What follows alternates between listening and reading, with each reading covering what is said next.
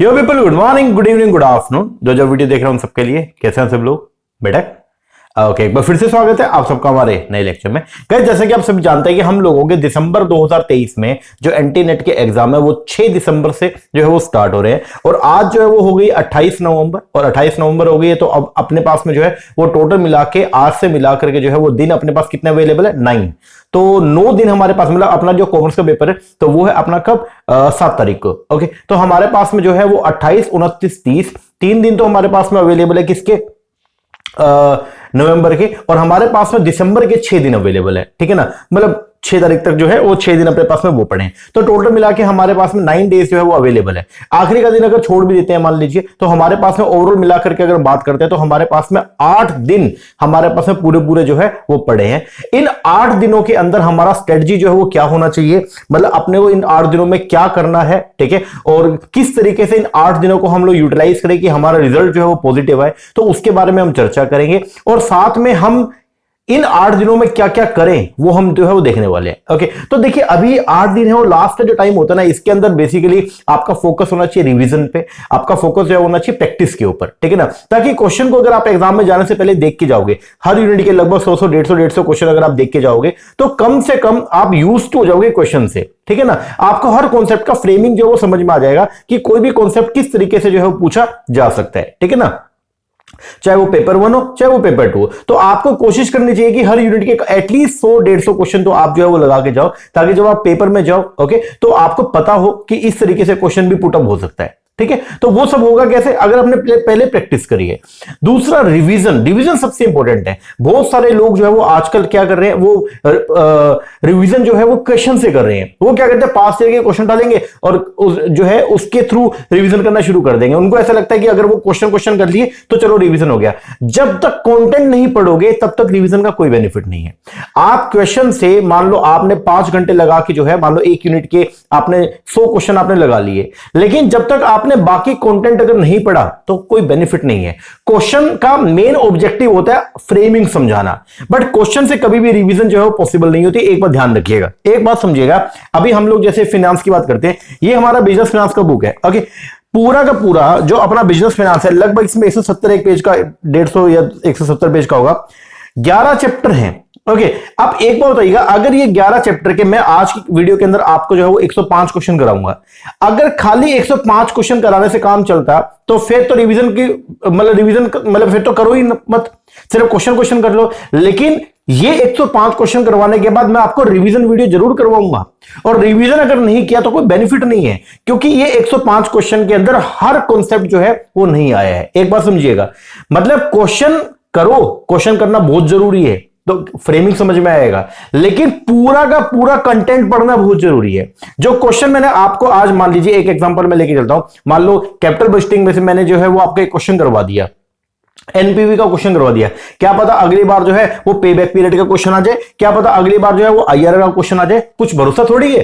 तो वो आप कैसे कर पाओगे? वो आप कर पाओगे अगर आपने प्रॉपर कंटेंट को जो वो क्या किया, रिवाइज। तो मैं हमेशा जो है वो यही बोलता हूं कि हमारा मेन जो फोकस है वो कंटेंट के ऊपर ज्यादा होना चाहिए। अगर कंटेंट बढ़िया तरीके से आपने पढ़ लिया तो फिर एमसीक्यूज लगाने में भी मजा आएगा, और दूसरा फिर ये आपको हेल्प भी बहुत मिलेगा। और अगर सीधा क्वेश्चन करके जाओगे, कंटेंट नहीं पढ़ के जाओगे तो इतना बेनिफिट नहीं मिलेगा। ठीक है ना, तो आपके लिए दोनों चीज ही जरूरी है। आपको मेन कंटेंट के ऊपर फोकस हो और साथ में आप जो है वो एमसीक्यूज जो है उनका भी प्रैक्टिस करके जाइए। तो अभी 8 दिन है, इन 8 दिनों के अंदर हमको जो है वो क्या कुछ करना है। इन 8 दिनों में अपने को जो है वो पूरा का पूरा पेपर 1 और पूरा का पूरा पेपर नंबर 2 करना है। पूरा शेड्यूल इन 8 दिनों में हम क्या करने वाले हैं वो मैंने अपने टेलीग्राम पे, जो हमारा पब्लिक चैनल है उसका लिंक आपको डिस्क्रिप्शन मिल जाएगा, वहां पे मैंने शेयर कर दिया है। ठीक है, कि हम कैसे क्या कुछ करने वाले हैं। ओके, मैंने सब बता दिया वहां पे।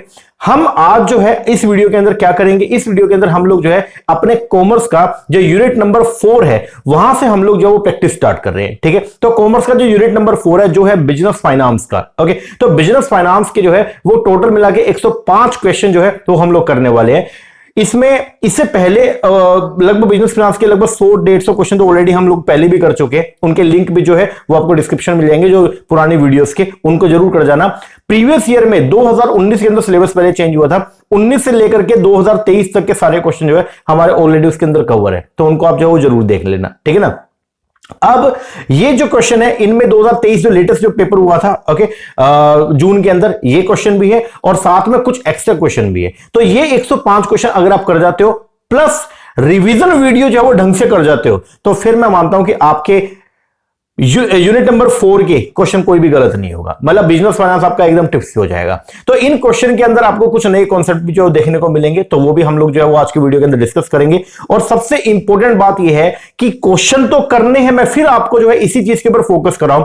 बच्चा लास्ट में आके क्या करेगा, रिवीजन सब भूल जाएगा, कंटेंट को भूल जाएगा, सिलेबस को भूल जाएगा, वो सिर्फ क्वेश्चन के ऊपर जो है वो निर्भर हो जाएगा। मैं आपको लेकिन फिर वही बोलूंगा, क्वेश्चन आप करें, क्वेश्चन का जरूरी है फ्रेमिंग समझने के लिए, किस तरीके से पूछे जा रहे हैं ये सब देखने के लिए, बट सबसे इंपॉर्टेंट प्राइमरी चीज जो है वो सिलेबस और आपका रिवीजन है, ठीक है ना। तो अब रिवीजन जरूर कीजिएगा, ओके। तो अभी हम लोग जो है पूरा, मैंने आपको जो है वो आगे का शेड्यूल 8 दिनों का कैसे क्या कुछ रहने वाला, वो मैंने पेपर 1 पेपर 2 दोनों का शेयर कर दिया, आप एक बार उसको देख लीजिएगा। तो आइए अब हम लोग जो है वो स्टार्ट करेंगे हमारा आज unit number 4, that is business finance. उसके टोटल मिला के 105 क्वेश्चन हम करेंगे। अब इसके अंदर मैंने आंसर जो है वो साथ साथ में जो है मैंने मेंशन भी कर दिए, कुछ एक्स्ट्रा चीजें जो है वो मैंने यहां पे लिख भी दी हैं, ठीक है, आपके हेल्प के लिए। और ये जो इनका पीडीएफ है, ये सोल्ड जो पीडीएफ है, वो मैं अपने टेलीग्राम पे जो फ्री चैनल है उसके ऊपर मैं शेयर भी कर दूंगा, ताकि एग्जाम में जाने से पहले अगर आप ये 106 क्वेश्चन लगा जाते हो, आपको एक्सट्रीम हेल्प मिलेगा, पेपर के अंदर बहुत ज्यादा हेल्प मिलेगा, ठीक है ना जी। तो इन क्वेश्चन को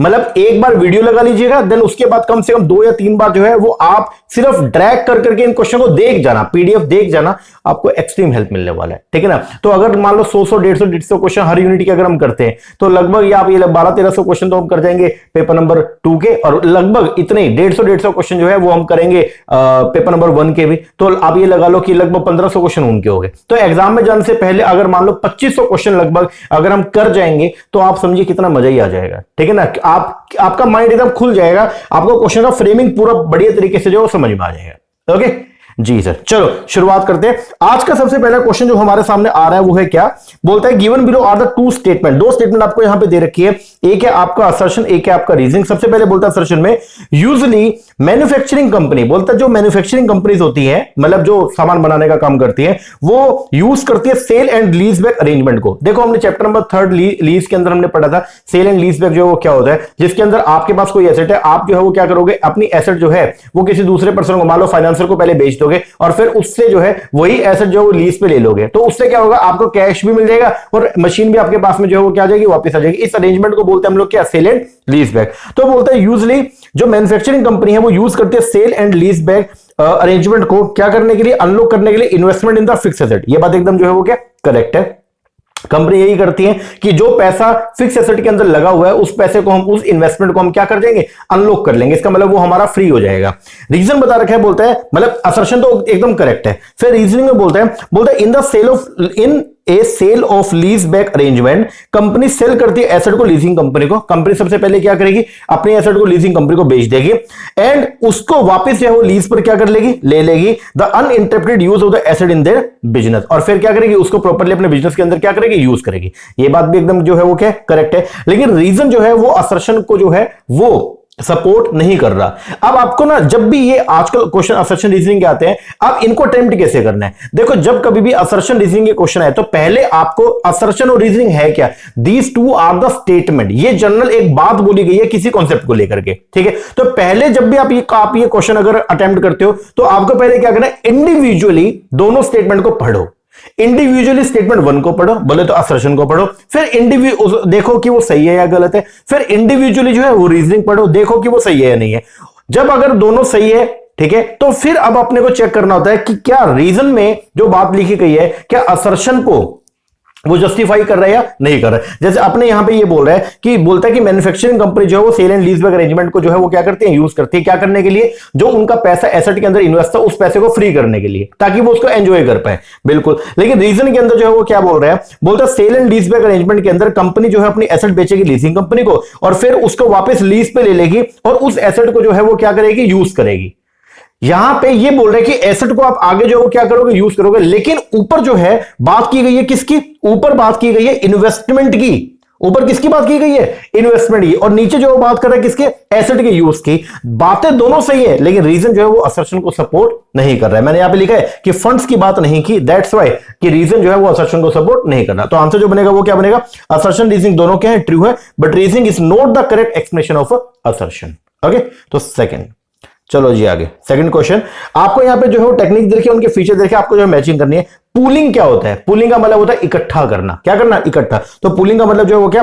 hold and managing of the cash by the affiliate. Affiliate मतलब ग्रुप कंपनी, सारी कंपनी मिल करके जितना भी कैश को होल्ड करते हैं उसको बोलते हैं हम लोग क्या? वो हमारे पास में क्या बन जाएगा? कैश का पूल हो जाएगा। तो ए का हो गया आपका 4। फाइनेंशियल हेज जो है वो क्या होता है? फाइनेंशियल हेज की अगर बात करते हैं तो जब आप जो है वो क्या करते हो, अलग अलग करेंसी के अंदर जो है वो क्या करते हो? साइमल्टेनियसली जो है वो बोरो भी करते हो एंड लेंडिंग भी करते हो, उधार लेते भी उधार देते भी हो। तो इसको बोलते हैं आपने क्या कर लिया? हेज बना लिया कि कल को कोई भी आपको नुकसान ना हो। और हेज, जब हम हेजिंग करते हैं तो हेजिंग का मेन पर्पस जो है वो क्या होता है? अपने रिस्क को जो है वो क्या करना? रिड्यूस करना। अपने रिस्क को क्या करना? रिड्यूस करना। तो फाइनेंशियल हेज के अंदर हम लोग जो क्या करते हैं? साइमल्टेनियसली जो है वो क्या करते हैं? दो डिफरेंट करेंसी के अंदर जो है वो क्या करते हैं? बोरोविंग भी करते हैं और लेंडिंग भी करते हैं।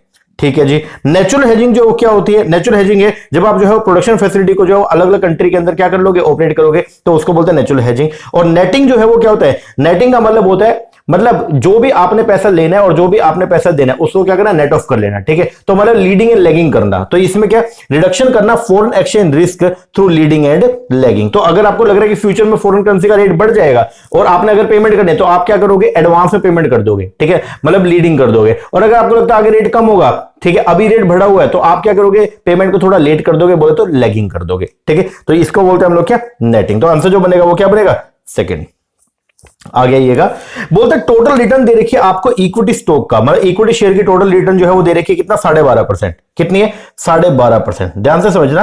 बोलता था total return for the equity stock during a year was 12.5%। Okay, मतलब ये नॉमिनल जो है वो रिटर्न आपको दे रखी है।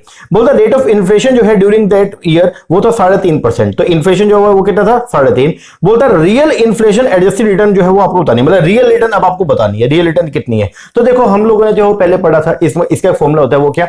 हम जनरली तो ये बोलते हैं देखो नॉमिनल इंटरेस्ट रेट जो बराबर होता है किसके? रियल इंटरेस्ट रेट प्लस में इन्फ्लेशन रेट। ठीक है, लेकिन जब कभी भी अगर मैथमेटिकली उसको रिड्यूस करना हो तो फिर हम जो है वो क्या करते हैं? हम इसका फॉर्मूला जो है वो क्या लगाते हैं? 1 plus nominal interest rate is equal to 1 plus real interest rate into 1 plus inflation rate. तो नॉमिनल इंटरेस्ट रेट मेरे को जो है वो दे रखा है कितना? 12.5%। तो मैंने यहां पे कर दिया 0.125 और रियल मेरे को जो है वो निकालना है। और जो आपका इन्फ्लेशन रेट जो है वो दे रखा है अपने को कितना? 3.5%। तो मैंने ये ले लिया 0.035। तो इसको अगर मैं कंप्यूट करूंगा आंसर आएगा मेरा कितना? 8.7। तो मेरा रियल इंटरेस्ट रेट जो है वो कितना? 8.7%।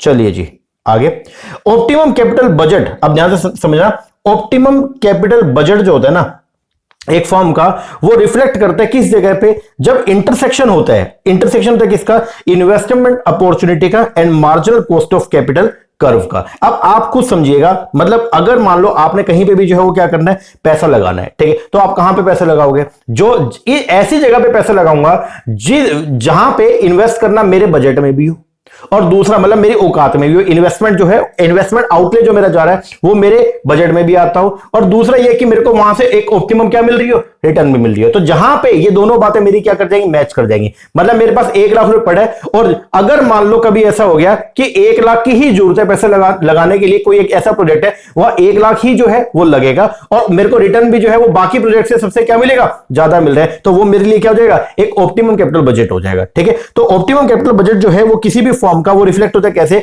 जब इंटरसेक्शन होता है 2 पॉइंट का, किस किस का? इन्वेस्टमेंट अपॉर्चुनिटी कर्व का and marginal cost of capital curve का। ठीक है, इसको इस तरीके से हम लोग जो देखते हैं। देखो ये ऐसे यहां पे जो है वो OX एक्सिस पे जो है वो देखने को मिलेगा अमाउंट ऑफ न्यू कैपिटल और OY एक्सिस पे आपको देखने को मिलेगा कॉस्ट या फिर रिटर्न। ठीक है, तो ये जो आपका जा रहा है ये क्या है आपका? ये जो लाइन है ये है आपका मार्जिनल कॉस्ट ऑफ कैपिटल या इंक्रीमेंटल कॉस्ट ऑफ कैपिटल। ठीक है ना, और ये जो लाइन है ऊपर से जो आ रही है ये है आपका इन्वेस्टमेंट अपॉर्चुनिटी शेड्यूल। तो जहां पे ये दोनों एक दूसरे को इंटरसेक्ट करेंगे ये होगा आपका ऑप्टिमम कैपिटल बजट। ओके, तो ऑप्टिमम कैपिटल बजट कहां पे होगा? जहां पे इन्वेस्टमेंट अपॉर्चुनिटी कर्व और साथ में marginal cost of capital curve जो दोनों एक जो है वो क्या होंगे? बराबर होंगे, एक दूसरे को इंटरसेक्ट करेंगे ना जिस पॉइंट पे, वो होगा मेरा ऑप्टिमम कैपिटल बजट। थोड़ा याद करके जाना इसको, ठीक है ना। तो ये दो फर्दर दोबारा क्वेश्चन जो है थोड़ा मोल्ड करके भी पूछ सकते हैं, तो थोड़ा देख लेना इसको, ठीक है ना, कि ओएक्स एक्सिस पे क्या आता है इसमें, मतलब ऑप्टिमम कैपिटल बजट जब आप निकालते हो तो वहां पे ओएक्स एक्सिस पे जो है वो क्या आएगा? अमाउंट ऑफ न्यू कैपिटल, और ओवाई पे क्या आएगा? कॉस्ट और रिटर्न। आगे बढ़िए, next question, which of the following describe an intervention currency. बोलता है इंटरवेंशन करेंसी जो कौन सी होती है? इंटरवेंशन मतलब मीडियोकर करेंसी। ओके, तो बोलता है इंटरवेंशन करेंसी वो होती है the currency in terms of which the domestic currency is coated. जिस करेंसी के अंदर डोमेस्टिक करेंसी को कोट किया जाता है उसको बोलते हैं हम लोग क्या? Intervention currency. ठीक है, जैसे $1 जो है वो क्या 40 रुपए के, मान लीजिए एग्जांपल बोल रहा हूं, $1 40 रुपए के बराबर है, तो यहां पे डॉलर जो है वो क्या किया है? वो उसको डायरेक्टली कोट किया गया किसके अंदर? रुपीस में। ठीक है ना, रुपीस को किसमें कोट किया गया? डॉलर में। तो यहां पे ये जो है वो क्या हो जाएगी? आपका इंटरवेंशन करेंसी। ठीक है जी, आगे बोलता है from the following which is an uncommon feature. इन आपको यहां पे जो है वो 4 आपको ऑप्शन दे रखे हैं, बोलते हैं इनमें से आपको ये बताना है कौन सा अनकॉमन फीचर है, मतलब जो कॉमन नहीं है, कौन सा अनकॉमन फीचर है प्राइवेट इक्विटी का और वेंचर कैपिटल का। ठीक है, मतलब आपको 4 यहां पे जो है वो आपको ऑप्शन दे रखे हैं, इन ये चारों ही बेसिकली जो है वो क्या है? फीचर ही है। ठीक है ना, लेकिन इनमें से बताना कौन सा अनकॉमन फीचर है किसका? प्राइवेट इक्विटी का, वेंचर कैपिटल का। तो पहली बात तो ये भाई प्राइवेट इक्विटी क्या होती है? तो प्राइवेट इक्विटी जो है एक ऐसी कैपिटल है जिसको इन्वेस्ट किया जाता है ऐसी कंपनी में या ऐसी एंटिटी में जो पब्लिकली लिस्टेड नहीं है, मतलब जो शेयर मार्केट के अंदर जो है जो स्टॉक एक्सचेंज में लिस्टेड नहीं है। ठीक है, तो ऐसी कंपनी में अगर आप पैसा लगाते तो उसको बोलते हैं हम लोग क्या? Private equity. क्या बोलेंगे आप उसको? Private equity. ओके, तो ये प्राइवेट इक्विटी। और जो वेंचर कैपिटल जो है वो क्या होती है? वेंचर कैपिटल होता है ऐसी कंपनी, ऐसे स्टार्टअप के अंदर जो है वो क्या करना? पैसा लगाना, जहां पे फ्यूचर के अंदर जो है, मतलब अभी करंट में तो रिस्क है, लेकिन फ्यूचर में जो है वो क्या है? बहुत ज्यादा पोटेंशियल लॉन्ग टर्म ग्रोथ है, तो उसको बोलते हैं आप लोग क्या? Venture capital. ठीक है, तो चाहे वेंचर कैपिटल हो चाहे प्राइवेट इक्विटी हो, इन दोनों के जो है वो फीचर दे रखे हैं, बताना कौन सा अनकॉमन है। पहला बोलता है बोथ इन्वेस्ट इन कंपनी, दोनों की दोनों, मतलब चाहे प्राइवेट इक्विटी चाहे वेंचर कैपिटल है, दोनों इन्वेस्ट होते हैं ऐसी कंपनीज में that are not able to और ready to gain capital from the public. बिल्कुल सही बात है, मतलब दोनों जो कैपिटल है वो ऐसी कंपनी को मिलती है जो कंपनी जो है वो हाल फिलहाल पब्लिक से पैसा रेज नहीं कर सकती। ये तो कॉमन फीचर है। यस, थर्ड पढ़ो एक बार, बोलता है they are set up as independent pool of capital. ये जो है वो क्या? इंडिपेंडेंट पूल ऑफ कैपिटल होती है, कॉन्ट्रीब्यूट बाय द इंस्टीट्यूशन और the high net worth individual. ये बात भी एकदम के करेक्ट है। जनरली वेंचर कैपिटल जो है वो कौन? बड़े बड़े इंस्टीट्यूशन होते हैं, वही पैसा प्रोवाइड करते हैं स्टार्टअप्स को। यस, और फोर्थ में बोलते हैं इनकी जो एक्टिविटी है are subject to few regulation, और जो ये जो स्टार्टअप होते हैं इनकी एक्टिविटी के ऊपर जो है वो कुछ क्या होती है? रिस्ट्रिक्शंस भी होती है। हाँ, ये बात भी सही है। लेकिन सेकंड पढ़ो, सेकंड में क्या बोला? बोलते हैं इनकी जो इन्वेस्टमेंट है, देयर इन्वेस्टमेंट, इसको यूज किया जाता है फॉर फाइनेंशियल और operating restructuring of the investor company. ध्यान से समझना क्या बोल रहा है? बोलता है देयर इन्वेस्टमेंट, इनकी जो इन्वेस्टमेंट है उस इन्वेस्टमेंट को यूज किया जाएगा क्या करने के लिए? फाइनेंशियल या ऑपरेटिंग रिस्ट्रक्चरिंग करने के लिए इन्वेस्टर कंपनी को। समझ रहे हो? फाइनेंशियल या ऑपरेटिंग रिस्ट्रक्चर करने के लिए किसको? इन्वेस्टर कंपनी को। तो ये भौतिक है, एक अनकॉमन, एक अनयूजुअल सा जो है वो क्या है? फीचर है। ठीक है ना, तो आंसर जो बनेगा वो क्या? थर्ड। पहला, तीसरा, चौथा ये कॉमन फीचर है। ठीक है, लेकिन ये जो है ना सेकंड, कि जो पैसा आप वेंचर कैपिटल के तौर पे या प्राइवेट इक्विटी के तौर पे दे रहे हो, तो बोलता है वो जो इन्वेस्टमेंट है उसको यूज किया जाता है कि क्या करने के लिए? इन्वेस्टर जो है ना, जो पैसा लगा रहे हैं उनकी खुद की कंपनी को क्या करने के लिए? फाइनेंशियल या ऑपरेटिंग रिस्ट्रक्चर करने के लिए। ये बात एकदम जो है वो क्या? करेक्ट है। फीचर ये भी है, समझ रहे हो? जैसे क्या होता है कि मान लो कि आप मेरे सप्लायर हो, मैं एक बहुत बड़े लेवल पे काम कर रहा हूं, ठीक है, और आप जो है मेरे को अपना सामान जो है सप्लाई करते हो, आपको पैसा चाहिए, तो मैं कहूंगा ठीक है मैं आपको पैसा प्रोवाइड करूंगा, लेकिन अब जो है मेरा उसके अंदर स्टेक बन जाएगा। ठीक है, और आप मेरे को जो है वो क्या करना? मेरे ऑपरेशन के अंदर सपोर्ट करना, क्योंकि आपकी कंपनी तो मेरी हो गई है। ये सुन लो, अगर मान लो मैंने अगर कोई पैसा आपके कंपनी के अंदर इन्वेस्ट कर दिया एज एन इक्विटी के तौर पे, तो आपकी कंपनी की होल्डिंग भी तो मेरी हो गई है। तो अब डिसीजन मेकिंग मैं भी करूंगा। तो कई बार ऐसा होता है कि मैं आपकी कंपनी से जो है अपने ऑपरेशन के अंदर, अपने बिजनेस ऑपरेशन के अंदर हेल्प लेना चाहता हूं, तो मैं क्या करूंगा? आपकी कंपनी में पैसे इन्वेस्ट कर दूंगा। ओके, तो ये भी वो कैसे दूंगा मैं? प्राइवेट इक्विटी या वेंचर कैपिटल के तौर पे। लेकिन ये भी फीचर तो है, लेकिन ये अनकॉमन फीचर है, ये थोड़ा सा ध्यान रखना। तो आंसर जो बनेगा वो क्या बनेगा? सेकंड। देखो चारों के चारों जो है फीचर थे, पहला, तीसरा, चौथा ये कॉमन फीचर, लेकिन जो सेकंड है वो अनकॉमन फीचर है। आगे आइएगा, बोलता है डिविडेंड इररिलेवेंस थ्योरी। पहली बात ये है, इररिलेवेंस थ्योरी जो कौन सी होती है? इररिलेवेंस थ्योरी वो थ्योरी होती है जो ये बोलते हैं कि डिविडेंड के पे करने का या डिविडेंड के पे ना करने का हमारे जो मार्केट प्राइस होता है, किसका? मार्केट प्राइस ऑफ शेयर, उसके ऊपर कोई भी इंपैक्ट नहीं पड़ता। वो होता है आपके इररिलेवेंट मॉडल। ओके, तो दो थे रेलिवेंट डिविडेंड थ्योरी के अंदर हमने पढ़ा, दो रेलिवेंट मॉडल थे। एक था आपका गॉर्डन मॉडल और एक था आपका वोल्टर मॉडल, और दो इधर इररिलेवेंट, जिसमें एक पढ़ा हमने रेसिड्यूरी थ्योरी और एक था आपका एमएम। तो बोलते हैं द डिविडेंड इररिलेवेंस थ्योरी जो है ना, Miller and Modigliani and Miller की, ठीक है, मतलब एमएम मॉडल जो है वो डिपेंड करता है on which one of the following relationship between the investment policy and the dividend policy. तो जो आपका एमएम मॉडल है वो ये बोलता है कि भैया हम तो हमारे पास अगर पैसा पड़ा हम तो उसको क्या करेंगे? इन्वेस्ट करेंगे। क्या करेंगे? इन्वेस्ट। और अगर वो फालतू पड़ा है, मान लो इन्वेस्टमेंट अपॉर्चुनिटी नहीं है, फिर हम उसको डिविडेंड के तौर पर डिस्ट्रीब्यूट कर देंगे। तो ये किस रिलेशनशिप के ऊपर जो बेस है? तो बोलता है the investment policy is set ahead of time. तो बोलता है सबसे पहले हम लोग जो वो क्या करते हैं? इन्वेस्टमेंट पॉलिसी को जो सेट करते हैं and not alter by change in the dividend policy. और हमारे इन्वेस्टमेंट पॉलिसी को जो है वो हम ऑल्टर नहीं करते, चाहे आप डिविडेंड पॉलिसी में क्या कर ले? चेंज कर ले। दैट इज पहले इन्वेस्टमेंट डिसीजन जो है वो लिया जाता है एंड डिविडेंड डिसीजन जो है वो क्या है? रेसिड्यूरी है। आगे आइएगा, बोलता है एडजस्टेड प्रेजेंट वैल्यू मॉडल जो होता है ना, जो यूज करती है एमएनसी। एडजस्टेड प्रेजेंट वैल्यू कौन सा? Adjusted present value model use by the MNC to evaluate capital budgeting. तो कैपिटल बस्टिंग करने के लिए हम लोग जो है जो प्रेजेंट वैल्यू मॉडल्स को लेके चलते हैं, ठीक है, वो किसके ऊपर बेस होता है? तो जो भी एमएनसी है ना, वो क्या करते हैं, जो भी मल्टीनेशनल कंपनी, चाहे मल्टीनेशनल को छोड़ो, नॉर्मल कंपनी भी जो है वो क्या करती है, जब कभी भी डिसीजन लेना होता है, देखो हर कंपनी का मेन उद्देश्य जो है वो क्या? वो होता है अपने शेयर होल्डर की वैल्यू को क्या करना? बढ़ाना।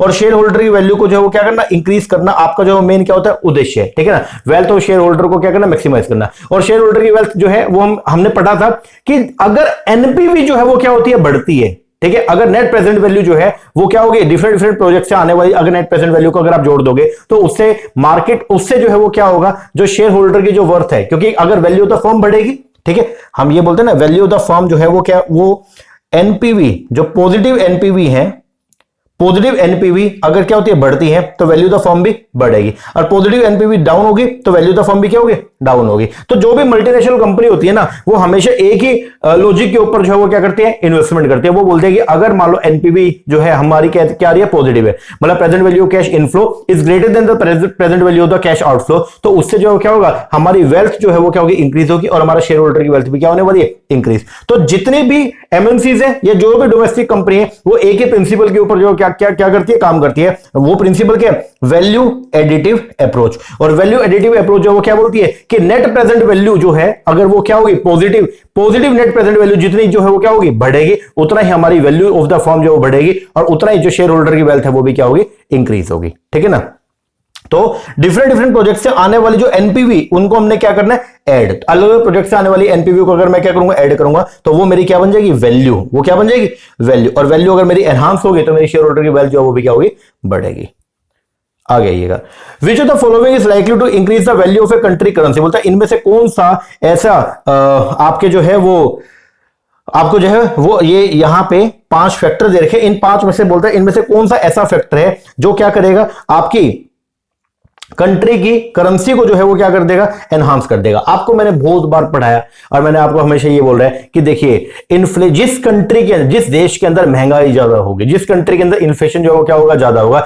और इन्फ्लेशन अगर ज्यादा तो इंटरेस्ट रेट भी क्या होगा? ज्यादा होगा, ठीक है ना। हमने पढ़ा है परचेजिंग पावर पैरिटी थ्योरी हो गया, ठीक है, या फिशर इफेक्ट हो गया। तो फिशर इफेक्ट के अंदर भी मैंने आपको ये बताया कि जिस कंट्री के अंदर जो है वो इन्फ्लेशन जो है वो क्या होता है? ज्यादा होता है, तो वहां पे इंटरेस्ट रेट भी ज्यादा, क्योंकि इंटरेस्ट रेट के अंदर दो ही तो रेट होते हैं। क्या होता है? एक तो रियल इंटरेस्ट रेट और एक होता है क्या? आपका बोलो, एक होता है आपका इन्फ्लेशन रेट, ठीक है ना। मतलब जो नॉमिनल इंटरेस्ट रेट है वो क्या? वो दो चीजों से मिलकर बनता है। एक है आपका क्या? इन्फ्लेशन, और एक होता है क्या? आपका रियल इंटरेस्ट रेट, ठीक है ना। तो जिस कंट्री के अंदर जो है वो क्या होता है? इन्फ्लेशन ज्यादा है या इंटरेस्ट रेट ज्यादा होता है, तो उस कंट्री की करेंसी जो है वो क्या होती है? डेप्रिशिएट करती है, ठीक है ना। तो क्वेश्चन ये है, बोलता है which of the following is likely to increase the, इनमें से कौन से ऐसे ऑप्शन है जो इंक्रीज कर देंगे value of the country currency. तो आपकी करेंसी जो है वो हम आपकी कंट्री की करेंसी जो इंक्रीज होगी वो कौन कौन से फैक्टर पे डिपेंड करता है? तो अगर आपकी कंट्री के अंदर जो है वो क्या है? नॉमिनल इंटरेस्ट रेट डाउन है या इन्फ्लेशन रेट क्या है? कम है, तो उसकी वजह से आपकी जो है वो वैल्यू जो है आपकी करेंसी की वो क्या करेगी? एप्रिशिएट करेगी,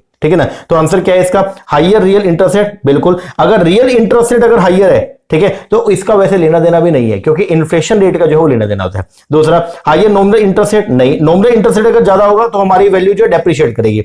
लो इन्फ्लेशन, जितना इन्फ्लेशन जो है वो क्या रहेगा, कम रहेगा, जितनी महंगाई जो है क्या रहेगी, कम रहेगी, उतना इंटरेस्ट रेट भी क्या होगा, कम होगा, और उतना डिस्काउंटिंग भी कम रेट से होगा। ये बस हमेशा समझिएगा, जितने ज्यादा रेट से आप किसी वैल्यू को डिस्काउंट करते हो उतनी उसकी वैल्यू कम आती है, ठीक है ना, और जितने कम रेट से आप किसी वैल्यू को डिस्काउंट करोगे तो उतनी उसकी वैल्यू क्या आएगी, ज्यादा। तो अगर इन्फ्लेशन जो है वो क्या रहेगा, लो रहेगा, तो इंटरेस्ट रेट भी क्या रहेगा, लो रहेगा, और वहीं पे अगर इंटरेस्ट रेट भी जो है वो क्या है, लो है, तो फिर वैल्यू जो है वो क्या आएगी, आपकी ज्यादा निकल के आएगी, ठीक है ना। तो आंसर जो बनेगा वो क्या, ए एंड सी। आगे बढ़िएगा, कैपिटल स्ट्रक्चर की थ्योरी है और यहां पे लिस्ट देखिए की कंपोनेंट, इनको आपको मैचिंग करना है। एमएम अप्रोच जो है वो क्या बोलती है, एमएम अप्रोच तो वही होममेड लीवरेज, हम यहां पे जो है वो क्या करते हैं, अपने पहले जो है वो क्या, हमारे पास जो पैसा पड़ा है उसको हम जो है वो क्या करेंगे, जो हमने पैसा इन्वेस्ट कर रखे हैं लिवर्ड कंपनी अनलिवर्ड में, उसको क्या करेंगे, वहां से निकालेंगे उसको उसको अनलिवर्ड कंपनी के अंदर जो क्या करेंगे, इन्वेस्ट करेंगे, और ऐसा करके हम लोग जो है वो होममेड लीवरेज को क्या करेंगे, इकट्ठा करते हैं, ठीक है। पैकिंग ऑर्डर थ्योरी जो किसके ऊपर बेस्ड है, पैकिंग ऑर्डर थ्योरी ये बोलती है कि हम जो है वो सबसे पहले अगर हमारे पास में जो है इन्वेस्टमेंट अपॉर्चुनिटी है तो हम जो है उसके लिए सबसे पहले क्या करेंगे, हमारे पास जो प्रॉफिट पड़ा है उसको हम यूज करेंगे, ठीक है ना, मतलब, और अगर अभी भी कमी रह गई है तो डेट से पैसा लेंगे, और डेट से नहीं मिला तो लास्ट में हम इक्विटी के ऊपर जाएंगे। तो मतलब यहां पे हमारा जो है वो कोई भी टारगेट कैपिटल स्ट्रक्चर नहीं होता है। फिर ट्रेड ऑफ थ्योरी जो है वो क्या बोलती है, ट्रेड ऑफ थ्योरी जो है वो बोलती है कॉस्ट, वो किसके ऊपर डिपेंड करती है, कॉस्ट ऑफ फाइनेंशियल डिस्ट्रेस के ऊपर। और जो डिविडेंड सिग्नलिंग थ्योरी है वो किसके ऊपर काम करती है, असिमेट्रिक इंफॉर्मेशन, वो किसके ऊपर काम करती है, असिमेट्रिक इंफॉर्मेशन के ऊपर। तो आंसर जो बनेगा वो क्या बनेगा, सेकंड। आगे आइएगा,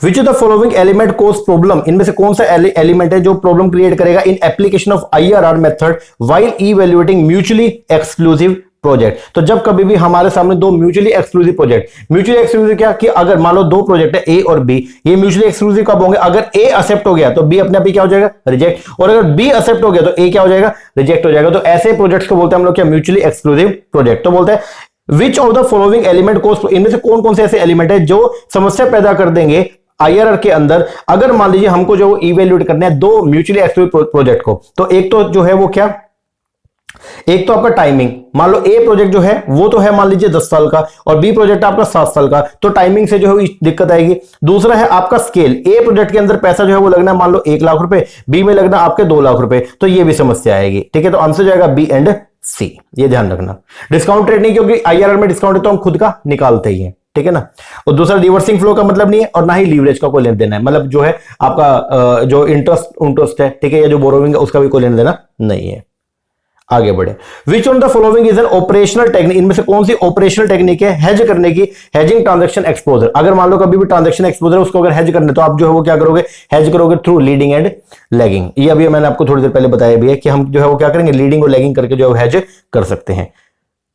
तो अगर फॉरेन करेंसी में अगर आपको जो है वो कोई पेमेंट करनी है, या पेमेंट जो आपको रिसीव हुई है फॉरेन करेंसी के अंदर, तो आप जो है अगर ऐसा कोई रिस्क है तो उस एक्सपोजर को आप जो है वो हेजिंग कर सकते हो, नेटिंग क्या करके, नेटिंग करके, मतलब लीडिंग या लेगिंग करके। चलो आगे, फिर क्वेश्चन नंबर 13 बोलता है क्रॉस लिस्टिंग, असर्शन दी गई है, cross listing can potentially increase the stock price and lower the cost of capital. पहली बात तो ये क्रॉस लिस्टिंग क्या होता है, क्रॉस लिस्टिंग का मतलब क्या होता है, जब एक कंपनी, मतलब कोई इंडियन कंपनी जो है वो इंडिया के स्टॉक मार्केट में जो लिस्टेड है, और अगर वो अपने सिक्योरिटीज को, अपने शेयर को जो है वो यूएस के स्टॉक मार्केट में भी क्या कर ले, लिस्ट करवा ले, मतलब एक से ज्यादा नेशन के अंदर वो अपनी सिक्योरिटीज को जो है वो क्या करवा ले, लिस्ट करवा ले, तो उसको बोलते हैं हम लोग क्या, क्रॉस लिस्टिंग। ओके, तो क्रॉस लिस्टिंग पहले समझो क्या है, when a company in one country, जब एक कंट्री के अंदर जो कंपनी है become listed on more than one exchange और an exchange in another country, ठीक है ना। तो अगर कोई एक कंपनी जो है किसी एक कंट्री की, वो अगर लिस्ट करवा ले अपने आप को जो है वो कहां पे,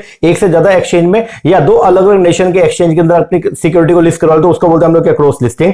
एक business would typically want to become cross listed if it needed access to more capital than is available और वन एक्सचेंज, और if the move was part of its strategic growth plan. तो अगर मान लो आपको ज्यादा पैसे की रिक्वायरमेंट होती है ना, तो आप लोग जो वो क्या करते हो, क्रॉस लिस्टिंग करवाते हो, ठीक है। तो अब यहां पे बोला क्रॉस लिस्टिंग अगर हम कराते हैं तो इससे पोटेंशियली क्या होगा, इंक्रीज होगा स्टॉक प्राइस एंड लोअर होगी कॉस्ट ऑफ कैपिटल। तो अगर आप क्रॉस लिस्टिंग करेंगे, अपने सिक्योरिटी को एक से ज्यादा जगह पे जो क्या करो, लिस्ट करवाओगे, तो उससे जो है वो आपकी क्या होगी, आपका जो शेयर प्राइस है वो क्या होगा, बढ़ेगा। बिल्कुल सही बात है, क्योंकि जितना ज्यादा उनके अंदर ट्रेडिंग बढ़ेगा तो शेयर का जो रेट है वो भी क्या होगा, बढ़ेगा, और उससे आपका जो कॉस्ट ऑफ कैपिटल है वो क्या होगी, कम होगी। सही है। फिर बोलते हैं क्रॉस लिस्टिंग जो है वो आपको मदद करेगा वाइडर स्टॉक ओनरशिप के लिए। बिल्कुल, क्योंकि अब बहुत सारे लोग जो है वो आपके पास में क्या हो जाएंगे, इंक्लूड हो जाएंगे, बहुत सारे लोगों के पास आपकी कंपनी का ओनरशिप चला जाएगा। एंड एक्सपेंड करेगा इन्वेस्टर का base for a firm stock. ये बात भी एकदम क्या सही है। तो दोनों की दोनों बातें सही है, और रीजनिंग जो है वो असर्शन को एक्सप्लेन भी कर रही है। तो आंसर जो आएगा वो क्या, दोनों की दोनों असर्शन रीजनिंग क्या ट्रू है, और रीजनिंग करेक्ट एक्सप्लेन कर दिया किसको, असर्शन को। अब यहां पे करेक्ट एक्सप्लेनेशन क्यों है, क्योंकि देखो ऊपर किसकी बात कर रहे हैं, क्रॉस लिस्टिंग पोटेंशियली इंक्रीज कर देगा स्टॉक प्राइस को एंड लोअर कर देगा कॉस्ट ऑफ कैपिटल को। स्टॉक प्राइस आपका बढ़ेगा, ठीक है। और रीजन बता रहे क्यों, क्योंकि क्रॉस लिस्टिंग की वजह से जो है वो क्या होगा, आपकी जो स्टॉक ओनरशिप है वो क्या होगी, वाइडर होगी, और जितने ज्यादा लोग जो है वो क्या होंगे, इंक्लूड होंगे। डिमांड जितना ज्यादा होगा उतना ही जो है वो प्राइस भी क्या होगा, बढ़ेगा, ठीक है ना। तो इसीलिए रीजनिंग जो करेक्टली असर्शन को एक्सप्लेन भी कर रहे हैं। आगे आइएगा, given below other two statement दे रखे असर्शन, एक असर्शन एक रीजनिंग। सबसे पहले असर्शन के अंदर जो क्या बोलता है, जो रिटर्न होती है किस पे, कैपिटल इन्वेस्टेड, जो भी आपने पैसा इन्वेस्ट किया हुआ उसके ऊपर जो रिटर्न आती है वो एक कॉन्सेप्ट है डेट मेजर, जो मेजर करता है profit which A firm earn on investing a unit of capital. मतलब आपने जो पैसा इन्वेस्ट किया उसके ऊपर जो भी आपकी क्या आ रही है, रिटर्न आ रही है, तो वो भी रिटर्न बेसिकली क्या है, प्रॉफिट ही है, ठीक है। जो भी अपना पैसा इन्वेस्ट करके वो क्या है, उसके ऊपर जो आप प्रॉफिट कमा रहे हो वही आपकी क्या है, रिटर्न है। ये बात एकदम क्या करेक्ट है। रीजन बोलता है यील्ड ऑन कैपिटल, मतलब जो कमाई करते हो कैपिटल पे, इज अनदर टर्म है employed to express the idea. और बोलता है इसका दूसरा मतलब जो वो क्या, यील्ड ऑन कैपिटल, मतलब रिटर्न ऑन कैपिटल बोल लो, जो भी पैसा आपने इन्वेस्ट किया हुआ है, रिटर्न उसके ऊपर जो रिटर्न आ रही है उसको रिटर्न बोलो या उसको यील्ड बोलो। तो बोलते हैं रिटर्न ऑन कैपिटल या यील्ड ऑन कैपिटल जो वो दोनों जो है वो उनका मतलब एक ही है। हाँ, मतलब एक ही है, तो दोनों की दोनों बातें तो करेक्ट है। मतलब यील्ड ऑन कैपिटल जो है वो दूसरा नाम है किसका, रिटर्न ऑन कैपिटल का। दोनों बातें तो सही है, लेकिन रीजनिंग में असर्शन एक्सप्लेनेशन नहीं है। तो आंसर जो बनेगा वो क्या, सेकेंड। आगे बढ़िएगा, करंट मार्केट प्राइस दे रखे एक शेयर का कितना, 90 रुपए, एंड एक्सपेक्टेड डिविडेंड जो है वो बता रखे 4.5 रुपए। मतलब D1 जो है, मतलब एक्स फ्यूचर के अंदर डिविडेंड मिलने वाला वो कितना है, 4.5 रुपए। बोलता अगर डिविडेंड जो है वो एक्सपेक्ट किया जाता है कि वो ग्रो करेगा कांस्टेंट रेट कितने, 8% से, तो आपको जो है रेट ऑफ रिटर्न बताना है। तो देखो यहां पे अगर मान लो जब भी ग्रोथ आ जाए, ठीक है, तो वहां पे फॉर्मूला कौन सा लगेगा, गोल्डन मॉडल। और गोल्डन मॉडल का जो फॉर्मूला वो क्या है, P0 बोले तो जो प्राइस करंट मार्केट प्राइस वो किसके बराबर होगा, D1 upon KE minus G। तो यहां पे मेरे को जो है P0 दे रखा 90, यहां पे मेरे को D1 दे रखा कितना, 4.5, यहां पे मेरे को ग्रोथ दे रखी 8, इसको पुट करूंगा, आंसर आएगा कितना, 13%। आगे बढ़िएगा, बोलता है value additive principle, value additive principle ये इंप्लाई करता है in which one of the following method of the capital budgeting. तो वैल्यू एडिटिव प्रिंसिपल जो क्या बोलता है, ये बात करता है किसका, एनपीवी, किसमें, एनपी मेथड। और एनपी मेथड के अंदर हम ये बोलते हैं कि डिफरेंट प्रोजेक्ट से आने वाली जो भी पॉजिटिव एनपीवी है वो उनको हम क्या करेंगे, ऐड करेंगे। और अगर आप उनको ऐड करोगे तो उससे जो है वो क्या होगा, मतलब आप इनको अगर ऐड करें तो आपकी वैल्यू जो है वो क्या हो रही है, ऐड हो रही है। वैल्यू क्या हो रही है, ऐड हो रही है।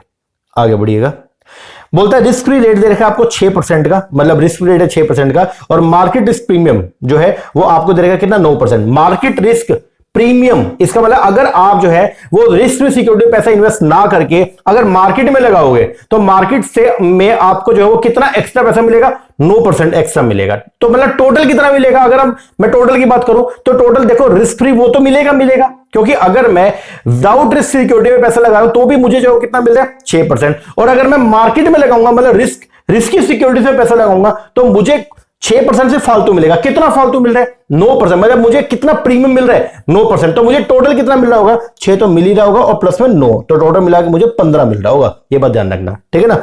तो बोलता है रिस्क फ्री रेट जो है वो दे रखा है 6% का, और मार्केट रिस्क प्रीमियम में कितना, 9% का। बीटा दे रखा है शेयर का कितना, 1.54। आपको बताना cost of equity, cost of equity का फॉर्मूला होता है हमारा क्या, risk free plus beta into RM minus में RF। तो यहां पे जो है वो रिस्क फ्री रेट जो है वो 6 है, बीटा कितना 1.54, और RM माइनस RF मतलब मार्केट रिटर्न माइनस में रिस्क फ्री रिटर्न, इसको माइनस करेंगे तो ये आएगा क्या, मार्केट रिस्क प्रीमियम, और वो सीधा दे रखा कितना, 9%। तो इसको पुट करो, आंसर जो आएगा वो कितना, 20%। आगे बढ़िएगा, बोलते हैं वन ऑफ द अजम्पशन जो है Black and Scholes option pricing model. Black and Scholes एक मॉडल है, इसके अंदर बेसिकली जो ऑप्शन प्रीमियम होता है, ठीक है ना, तो उसका प्राइस जो है डिसाइड होता है, ठीक है। तो बोलता है ब्लैक एंड स्कोल जो है वो एक ऑप्शन प्राइसिंग मॉडल है, ठीक है। इस डेट उसकी एक जो है वो क्या अजम्पशन है, ठीक है। और वो अजम्पशन जो है वो क्या वो बोलता है, उसकी एक अजम्पशन होती है, और वो अजम्पशन जो है वो क्या वो बोलता है कि कंटिन्यू कंपाउंडिंग होगा एसेट का रिटर्न ओवर द टाइम। इसका मतलब ये है कि they have a systematic bell shape distribution when plotted on the log scale. तो अगर आप जो है ऑप्शन को नॉर्मल अगर आप ऑप्शन को जो है वो क्या करोगे प्लॉट करोगे तो वो बेल शेप बनेगा और वो नॉर्मल डिस्ट्रीब्यूशन होगा, ठीक है। तो इसका आंसर जो है वो क्या कि लोग जो है वो क्या होगा नॉर्मली डिस्ट्रीब्यूटेड, लोग जो नॉर्मली क्या होगा डिस्ट्रीब्यूट होगा। बस ये याद करके जाना कि लोग जो क्या होगा नॉर्मली डिस्ट्रीब्यूट। और मैंने यहां पे लिखा है कि किस अजम्पशन के ऊपर बेस होता है कि कंटिन्यूअस कंपाउंडिंग होगी किसकी एसेट रिटर्न की ओवर द टाइम, कि वक्त के हिसाब से अपने को जो कंटिन्यू वो चीज जो भी अपने को रिटर्न मिल रही है वो कंपाउंडिंग होती रहेगी। That is they have a systematic bell shape distribution. जब आप उसको प्लॉट करोगे तो एक सिस्टमैटिक बेल शेप डिस्ट्रीब्यूशन जो वो निकल के आएगा।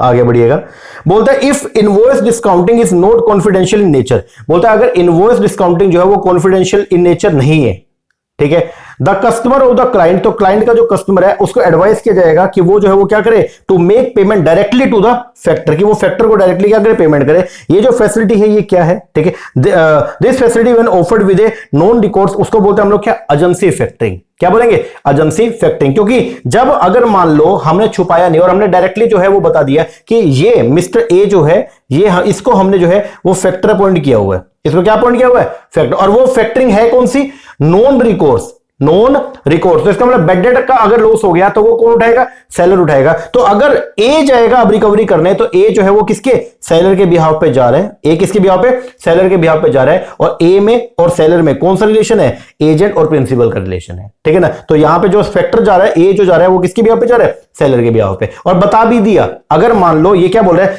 इफ अगर इनवॉइस जो है जो बिल काटा, ठीक है, if invoice discounting is not confidential, मतलब ये है अगर फैक्टरिंग का जो है वो कॉन्फिडेंशियल नहीं है, मतलब ये है कि पहले से बता दिया भाई ये हमारा जो है वो क्या फैक्टर है। Customer of the client are advice, तो कस्टमर जो है उसका एडवाइस किया जाएगा कि वो पेमेंट करे डायरेक्टली किसको फैक्टर को। इसका मतलब अगर सीधा हमने मेंशन कर दिया कि भाई ये हमारा जो है वो कौन है फैक्टर है, तो ये फैसिलिटी जब ऑफर की जाएगी with a non recourse, non recourse का मतलब जो है वो क्या होता है कि बैड डेट का जो भी लॉस होगा वो कौन उठाएगा सेलर उठाएगा। तो इसका मतलब क्या हो गया, इसका मतलब फैक्टर जो है वो क्या एजेंट के तौर पे काम कर रहा है अपने सेलर के, ठीक है ना। तो ये क्या है आपका एजेंसी फैक्टरिंग, क्या है एजेंसी फैक्टरिंग। ये फैक्टर जो है वो क्लाइंट के एजेंट की भूमिका में है, ठीक है। आगे बढ़िएगा, which of the following factor determine the requirement of working capital of a firm. आपको अपनी कंपनी के अंदर कितने वर्किंग कैपिटल की रिक्वायरमेंट है उसके लिए कुछ फैक्टर यहां पे देखे बताना है कि कौन कौन से फैक्टर आप कंसीडर करते हो। नेचर ऑफ द बिजनेस करते हैं, टेक्नोलॉजी मैन्युफैक्चरिंग पॉलिसी करते हैं, मैनेजमेंट स्किल का क्या आपके वर्किंग कैपिटल की रिक्वायरमेंट में कोई इंपैक्ट है क्या, नहीं। क्रेडिट पॉलिसी करते हैं, अगर क्रेडिट पॉलिसी अगर आपको मिल जाएगा तो फिर क्या होगा आप वर्किंग कैपिटल कम मेंटेन करोगे। दूसरा मार्केट डिमांड कंडीशन करते हैं, तो आंसर जो आएगा वो क्या आएगा ए बी डी एंड ई।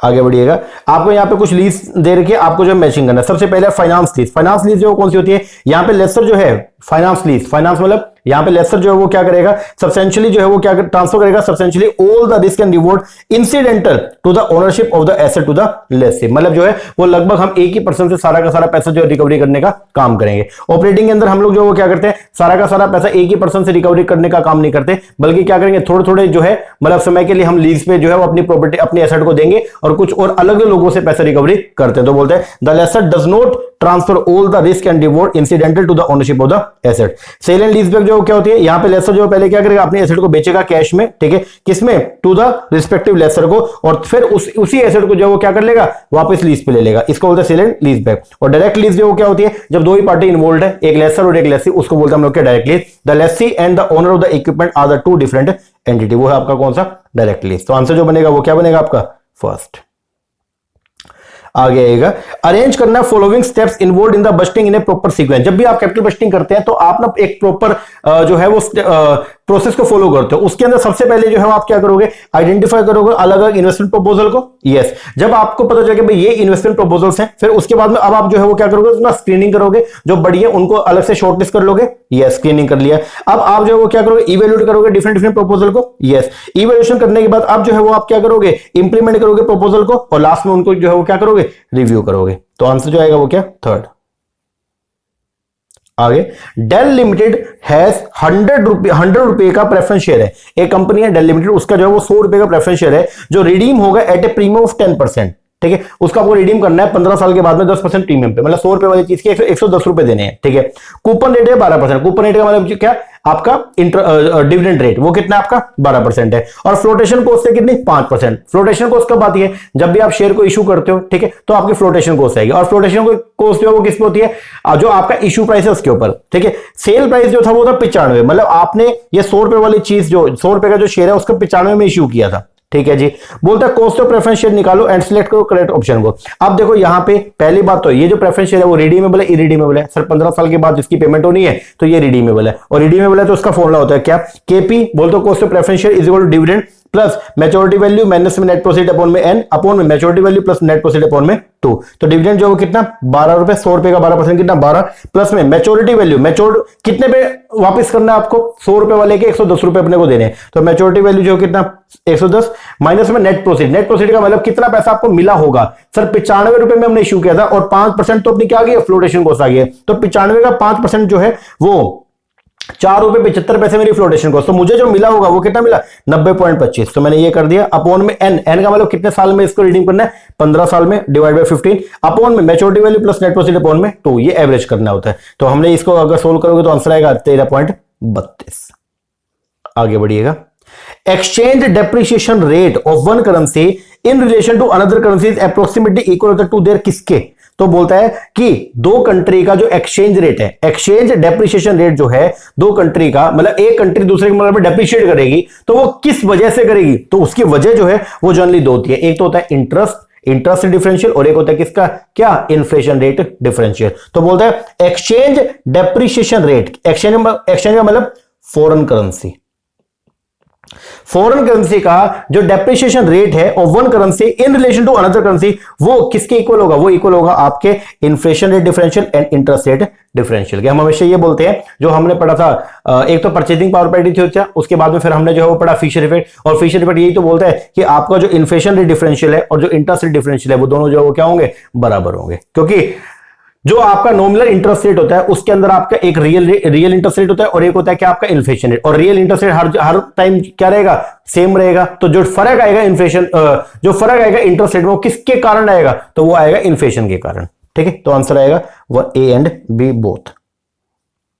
आ गया आईआरआर एक मेथड है जो ऑफर करता है which of the following advantage. सबसे पहला आईआरआर के माध्यम से जो हम रिकॉग्नाइज करते हैं टाइम वैल्यू ऑफ मनी, जो आईआरआर मेथड है वो टाइम वैल्यू ऑफ मनी को कंसीडर करते हैं। यस, ये जो है वो क्या, it is consistent with the share holder profit maximisation objective, बिल्कुल जो शेयर होल्डर का प्रॉफिट मैक्सिमाइजेशन ऑब्जेक्टिव उसको भी पूरा करते हैं। यस, ये कंसीडर करता है कि all the cash flow occurring over the entire life, बिल्कुल सही बात है, जब भी आईआरआर निकालते हैं तो वो जो है वो पूरी लाइफ को कंसीडर करते हैं। यस, ये it generally give the same acceptance rule, NPV method के जैसा ही रूल होता है। यस, ये कंसीडर करता है all positive NPV over the entire life of the project, क्या ये उनको कंसीडर करता है। सर आईआरआर जो है वो इस चीज को कंसीडर नहीं करता, एनपीवी में करता है कि जो भी प्रोजेक्ट पॉजिटिव एनपीवी दे रहे हैं उन सबको क्या करो, सिलेक्ट कर लो। आईआरआर के अंदर ऐसा नहीं होता है। तो आंसर जो आएगा वो क्या आएगा, A B C and D. आगे, which of the following are the off balance sheet source of finance, इनमें से कौन सा ऑफ बैलेंस शीट सोर्स है। ऑफ बैलेंस शीट का मतलब ये है जो बैलेंस शीट में देखने को नहीं मिलेगा, या तो फुटनोट के अंदर या कंटीजेंट लायबिलिटी में देखने को मिलेगा। ठीक है, मतलब जिसकी बैलेंस शीट के अंदर टोटलिंग नहीं होगी। ठीक है, तो वो क्या क्या सिक्योरिटाइजेशन, मतलब जहां पे कंफर्म नहीं है, जहां पे कंफर्म नहीं है कि लायबिलिटी या एसेट है, जहां पे कंफर्म नहीं है, ठीक है ना, तो वो कौन कौन से मुद्दे हैं। तो एक तो है आपका क्या, सिक्योरिटाइजेशन, आपने जो है वो किसी एसेट को सिक्योरिटाइजेशन करवा लिया, तो अभी कंफर्म नहीं है भाई कि हमारा लॉस होगा, ठीक है, या हमारा प्रॉफिट होगा, ऐसा कंफर्म नहीं है, तो ये ऑफ बैलेंस शीट आइटम है। दूसरा फैक्टरिंग भी जो है वो क्या ऑफ बैलेंस शीट आइटम है। फॉरफिटिंग ये भी ऑफ बैलेंस शीट है। ऑपरेशन लीज ये भी क्या है, ऑफ बैलेंस शीट है, क्योंकि आपने लीज पे दे दिया, क्या पता कल को लीज रेंट ना मिले। ठीक है, लेकिन क्रेडिटिंग ये आपका ऑफ बैलेंस शीट आइटम नहीं है, क्योंकि ये तो क्या एक एस्पेक्ट है। तो आंसर जो आएगा वो क्या, ये चारों जो है, इन चारों की जो ट्रीटमेंट है वो हम बैलेंस शीट के अंदर जो है वो नहीं करते, ये क्या है, ऑफ बैलेंस शीट आइटम है। आगे which of the following factor influence करता है पोर्टफोलियो बीटा, इनमें से कौन सा ऐसा फैक्टर जो आपके पोर्टफोलियो के बीटा को जो है वो क्या करेगा, इंपैक्ट करेगा। पोर्टफोलियो का बीटा जो है वो क्या बोलता है, देखो पोर्टफोलियो का बीटा बेसिकली ये बताएगा कि मार्केट में चेंज होने पर, मतलब मार्केट रिटर्न में चेंज होने पर आपके पोर्टफोलियो रिटर्न में कितना इंपैक्ट पड़ेगा, तो वो कौन शो करेगा, पोर्टफोलियो का बीटा। ठीक है ना, तो मतलब पोर्टफोलियो के बीटा के ऊपर किस चीज का इंपैक्ट पड़ता है, आपके पोर्टफोलियो के साइज का, ठीक है, आपका जो पोर्टफोलियो उसका साइज कैसा है, वो जो है उसका इंपैक्ट पड़ता है पोर्टफोलियो की बेटा पर। दूसरा इन्वेस्टमेंट लॉन्गेटिविटी, मतलब इन्वेस्टमेंट जो आपने कर रखी है, आपके जो पोर्टफोलियो के अंदर जो डिफरेंट डिफरेंट सिक्योरिटी में जो आपने पैसा लगा रखा है वो कितने कितने समय के लिए लगा रखा है। फिर ट्रेडिंग वॉल्यूम कितना है, ठीक है, मतलब रिस्क फ्री में कितना लगा रखा है, रिस्की में कितना लगा रखा है। फिर रिटर्न इंटरवल जो कैसे है, मतलब आपको जो रिटर्न मिली है वो कैसे मिल रही है। एंड पोर्टफोलियो का लीवरेज, लीवरेज का लेना देना नहीं है कि आपने जो पैसा लगा रखा है वो उधार लेके लगाया या खुद का लगाया, इसका कोई लेना देना नहीं है। तो आंसर जो बनेगा वो क्या बना, A B C and D.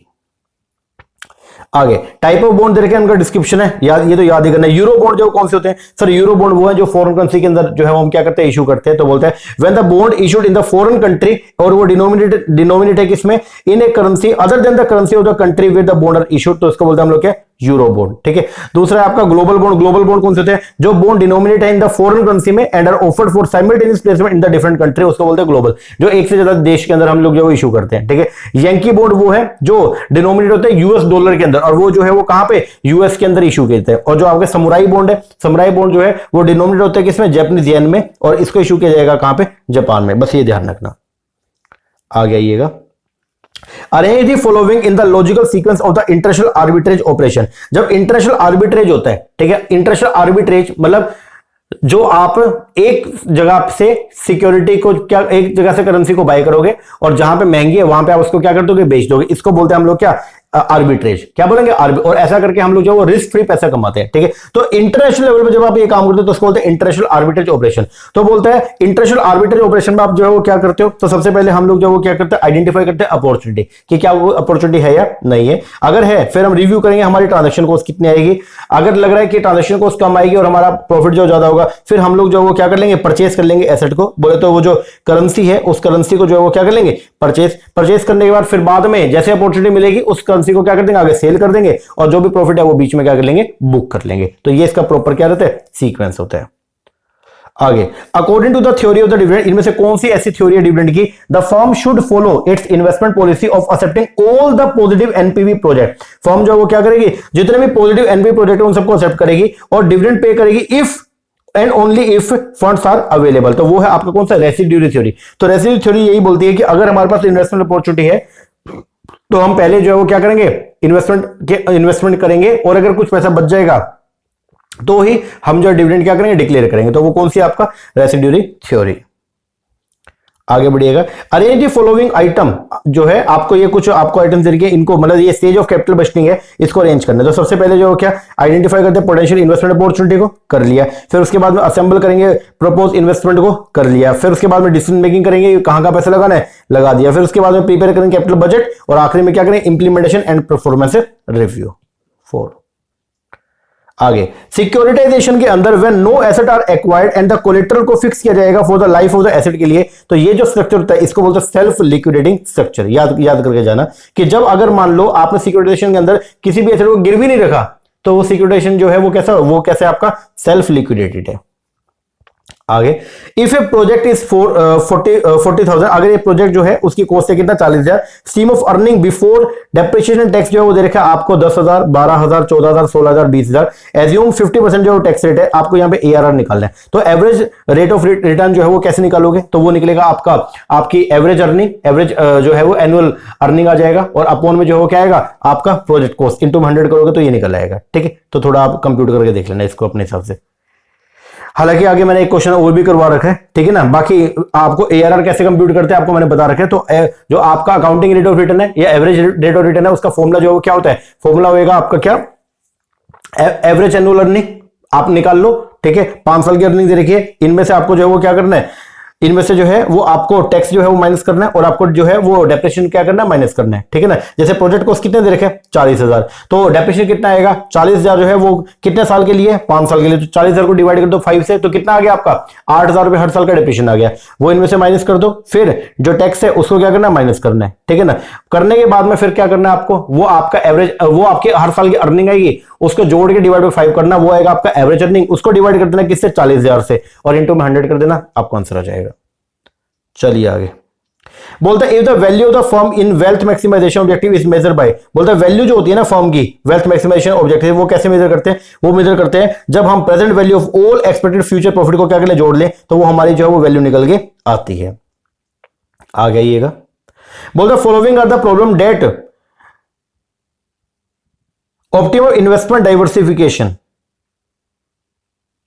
अधूरा क्वेश्चन है, इसको छोड़ दो एक बार। आ गया है। मॉडिफाइड आईआरआर जो होता है वो किसके ऊपर बेस होता है? जो आपका modified IRR, modified internal rate of return जो है वो बेस होता है किस पे? री इन्वेस्टमेंट अजम्पशन पे। बिल्कुल सही बात है। जो modified internal rate of return है हमने पढ़ा भी है, वो किसके ऊपर? री इन्वेस्टमेंट अजम्पशन के ऊपर बेस होता है। यस। फिर बोलता है वैल्यू एडिटिव प्रिंसिपल जो है is not applicable in NPV. Sir value additive principle IRR पे एप्लीकेबल नहीं होता, लेकिन एनपीवी पे एप्लीकेबल होता है। तो ये बात जो है वो क्या है? गलत। तो आंसर जो आएगा वो क्या आएगा? थर्ड।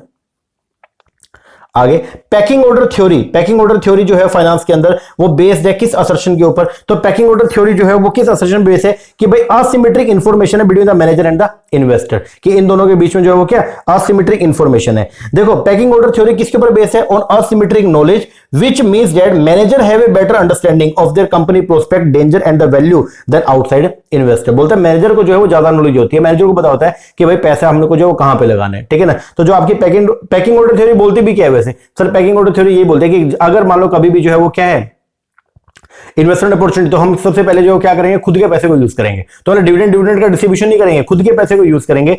अगर नहीं है तो फिर बाहर से पैसे उठा के लाएंगे। अगर फिर भी नहीं हो रहा तो फिर हम जो शेयर होल्डर को जो है वो क्या करते हैं? नए शेयर जो है वो क्या करते हैं? इशू करते हैं। तो पैकिंग ऑर्डर थ्योरी, ये बात हमेशा याद रखना, पैकिंग ऑर्डर थ्योरी जो है वो बेस्ड है किस असर्शन पे? कि असिमेट्रिक इंफॉर्मेशन है। मतलब जो मैनेजर के पास जो इंफॉर्मेशन है और जो इन्वेस्टर के पास इंफॉर्मेशन है वो दोनों जो एक जैसे नहीं, उनमें पैरिटी नहीं है। Asymmetric information between the manager and the investor, क्योंकि मैनेजर डिसाइड करते हैं कि उनको जो वो पैसे का क्या करना है, ठीक है ना। मैनेजर को पता है कि भाई कंपनी के अंदर जो कितने पैसे की रिक्वायरमेंट है, फ्यूचर में कोई इन्वेस्टर अपॉर्चुनिटी है या नहीं है, उसके बेस पर फिर वो जो क्या करते हैं? डिसीजन मेकिंग करते हैं, ठीक है। आगे which of the following are the reason for raising fund via securitisation. बोलते हैं कौन कौन से रीजन है कि आप पैसे जो सिक्योरिटाइजेशन के थ्रू जो है वो लेते हो? सबसे पहला to raise capital using non conventional sources, कि आप ये नॉन कन्वेंशनल सोर्स है, मतलब यहां से पैसा रेज करना, ये एक रीजन है क्या? नहीं। To accelerate earning for the financial reporting purpose, बिल्कुल सही बात है। टू डाइवर्सिफाई फंडिंग रिसोर्सेज, जो अपना जो रिसोर्सेज है उनको हम डाइवर्सिफाई कर रहे हैं। यस। पोटेंशियल है for reducing the funding cost, और सिक्योरिटाइजेशन में हमारी जो फंडिंग कॉस्ट है वो भी क्या आती है? कम आती है। यस। तो आंसर जो आएगा वो क्या? B, C and D. आगे बढ़िएगा। Dash is a percentage discounted use in the capital investment appraisal, जो ब्रिंग करता है cost of the project and the future cash flow into equality. वो क्या? आईआरआर। तो आईआरआर एक ऐसा रेट है जहां पे present value of cash inflow and present value cash outflow दोनों जो है वो क्या होंगे? बराबर होंगे। तो वो कौन सा रेट है? आईआरआर। आगे in case the firm make varying investment on the different investment project, अगर कोई फर्म है वो क्या कर रही है? अलग अलग इन्वेस्टमेंट कर रही है अलग अलग इन्वेस्टमेंट प्रोजेक्ट के अंदर, the appropriate project evaluation technique would be, तो वहां पे जो वो किस मेथड से आप जो है वो क्या कर सकते हो? आप चेक कर सकते हो कि कहां पे पैसा लगाना वायबल है और कहां पे नहीं है। तो वो है कौन सा? पीआई। तो अगर कभी भी आपके सामने दो प्रोजेक्ट आ गए, दोनों के अंदर जो आपकी इन्वेस्टमेंट लग रही है वो अलग अलग है, ठीक है ना, और अर्निंग भी अलग अलग है, तो वहां पे अगर आपको ये डिसीजन लेना हो कि किसमें पैसा लगाएं, तो वहां पे आप डिसीजन लेते हो पीआई, बोलते हो प्रॉफिटेबिलिटी इंडेक्स के बेस पर। और पीआई का फॉर्मूला जो होता है वो क्या होता है? Present value cash inflow upon present value cash outflow. तो जिस भी प्रोजेक्ट का पीआई ज्यादा है तो उसको हम क्या कर लेंगे? सिलेक्ट कर लेंगे। आगे cost of external equity can be most appropriately computed as per, तो बोलता है जो एक्सटर्नल इक्विटी है, मतलब ये कॉस्ट ऑफ इक्विटी जो आप निकालते हो, एक्सटर्नल इक्विटी मतलब केई, ठीक है, और जो इंटरनल इक्विटी है वो क्या है? K R, cost of retain earning, ठीक है ना। तो बोलता है एक्सटर्नल जो इक्विटी होती है, बोलते हैं कॉस्ट ऑफ इक्विटी, उसको निकालने का सबसे बढ़िया जो मेथड है वो कौन सा है? CAPM, capital asset pricing model, जो क्या बोलता है? K is equal to risk free rate plus में beta into R M minus में आर एफ। तो ये सबसे मेन जो है मॉडल चलता है आपका। आगे आपको जो मैचिंग करना लिस्ट 1 और लिस्ट 2 के अंदर, सबसे पहले नेट इनकम अप्रोच जो है कैपिटल स्ट्रक्चर का वो दिया था आपके किसने? डेविड ड्यूरान ने। जो एनओआई अप्रोच है वो भी किसने दिया? डेविड ड्यूरान दिया। इररिलेवेंस ऑफ द कैपिटल स्ट्रक्चर जो है वो दिया किसने? आपका एमएम ने। और जो फ्रिक्ट एनालिसिस है कैपिटल स्ट्रक्चर का, ये थोड़ा ध्यान करके जाना, फ्रिक्ट एनालिसिस ये दिया आपके रॉबर्ट ब्रनर ने।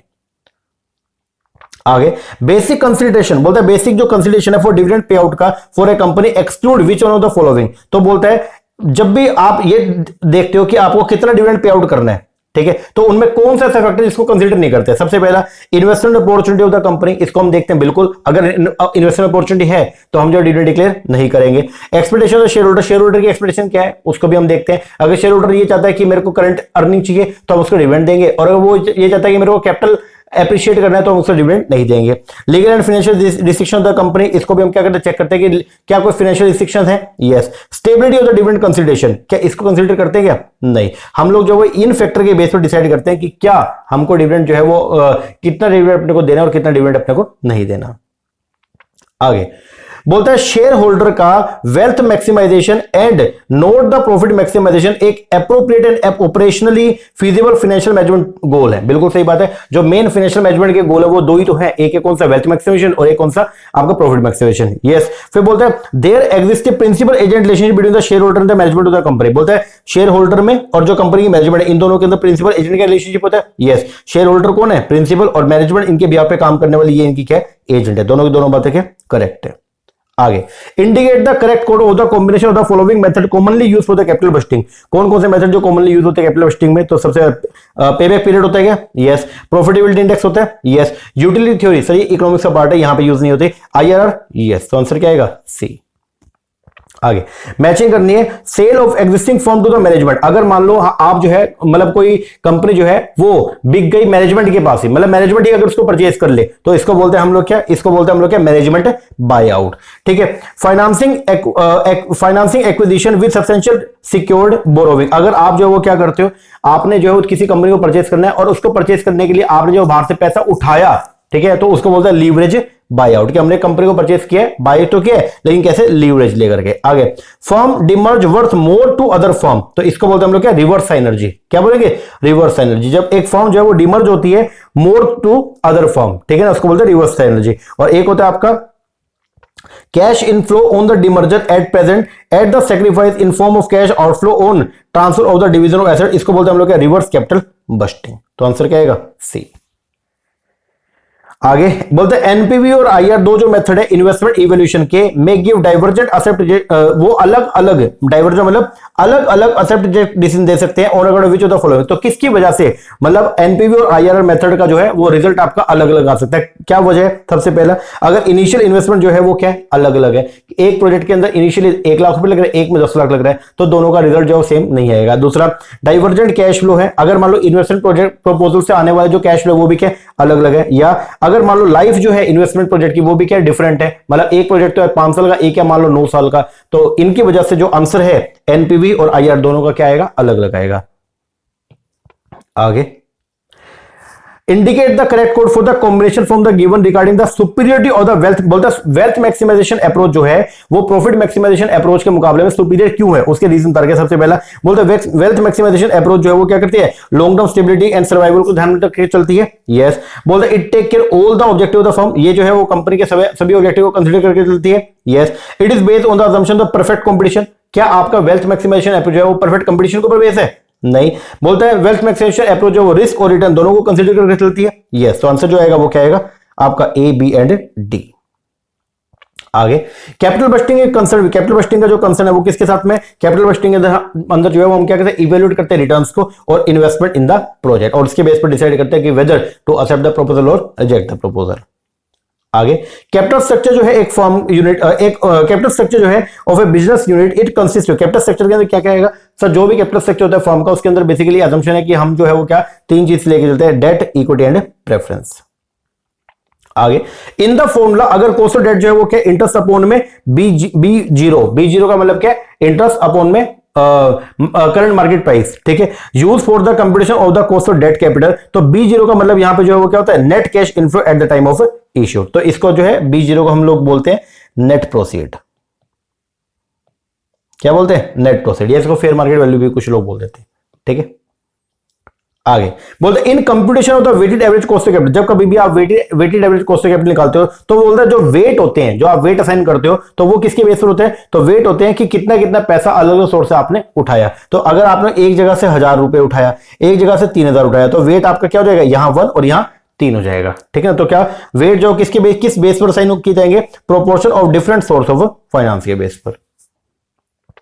आगे indicate correct code from the following that does not represent the pi for an investment proposal of a firm. तो बोलता है आपको करेक्ट कोड बताना है इनमें से जो रिप्रेजेंट नहीं करता, जो पीआई के फॉर्मूले को रिप्रेजेंट नहीं करता। पहला बोलता है पीआई के अंदर हम जो है वो लेके आते हैं, पीआई का फॉर्मूला क्या है पहले ये बताओ, पीआई का फॉर्मूला ये होता है, मतलब प्रॉफिटेबिलिटी इंडेक्स का फॉर्मूला क्या है, present value of cash inflow upon present value of cash outflow. अब ये चार आपको यहां पे जो है वो स्टेटमेंट देखिए, ये चार में आपको बताना है कि कौन सा ऐसी स्टेटमेंट है जो पीआई जो है पीआई को रिप्रेजेंट नहीं करती है। तो पहला, average annual net earning earn divided by the investment, sir ये तो एआरआर है, ये पीआई नहीं है। दूसरा, इक्वेट करना annual net cash inflow to the investment, ये भी पीआई नहीं है। Ratio of the present value of the future cash inflow to the investment making it equal to zero, sir ये आईआरआर है, ये भी पीआई नहीं है। Ratio present value of the future cash inflow to the present value of cash outflow, ये PI है, क्योंकि PI के अंदर ये तो होता है present value of cash present value of the future cash inflow upon present value of the cash outflow. तो ये आपका आंसर, मतलब ये तीनों जो है वो पीआई नहीं है। तो आंसर क्या आएगा, 1 2 3, यही बताना था आपको। आगे, इन केस अगर कभी ऐसा हुआ कि प्रॉफिटेबिलिटी इंडेक्स जो किसी इन्वेस्टमेंट का वो 1 आ गया, तो यहां पे net present value of the investment किसके बराबर है, 0 के बराबर है। इसका मतलब ये कि present value of cash inflow and present value of cash outflow दोनों के बराबर है। तो इसका मतलब यह एनपीवी जो है वो क्या है, 0 है। आ गइएगा, बोलता रिस्क एनालिसिस जो होता है ना कैपिटल इन्वेस्टमेंट का, is the most complex and controversial area किसका, फाइनेंस का। बिल्कुल सही बात है कि किसी भी प्रोजेक्ट के अंदर अगर अपने को रिस्क एनालिसिस करते हैं तो ये बहुत ही कॉम्प्लेक्स है, ये बात एकदम क्या करेक्ट है। बोलता है capital investment decision are based on the estimate of future cash inflow. क्यों ऐसा है, क्योंकि जो आप कैपिटल बजटिंग के अंदर जो भी डिसीजन लेते हो वो किसकी रिगार्डिंग होता है, फ्यूचर कैश इनफ्लो की रिगार्डिंग, और फ्यूचर जो है वो क्या अनसर्टेन है, इसीलिए कंप्यूटेशन करना हमारे लिए थोड़ा सा क्या होता है, कॉम्प्लेक्स होता है। तो आंसर जो आएगा वो क्या, दोनों की दोनों बातें सही है, और जो रीजनिंग है वो करेक्टली असर्शन को एक्सप्लेन भी कर रहा है। आगे बोलते हैं एमएम हाइपोथेसिस जो होता है कैपिटल स्ट्रक्चर का, वो बेस्ड है on which code of the following assumption, वो किसके ऊपर जो है वो बेस्ड है। तो एमएम हाइपोथेसिस बोलता है कैपिटल मार्केट क्या परफेक्ट है, यस। फर्म जो बिलोंग करती है equal risk class, yes. 100% dividend pay out ratio होता है, yes. There is a nominal corporate tax, नहीं, कॉर्पोरेट टैक्स नहीं होता है। आंसर क्या, 1 2 एंड 3। आगे फॉर्मूला दे रखा है P0 का, डिविडेंड अपॉन में KE plus R upon KE into E minus D upon में KE। तो यहां पे जो है ये जो फॉर्मूला है ये डिविडेंड का ये किसने दिया, तो ये है आपका वोल्टर मॉडल।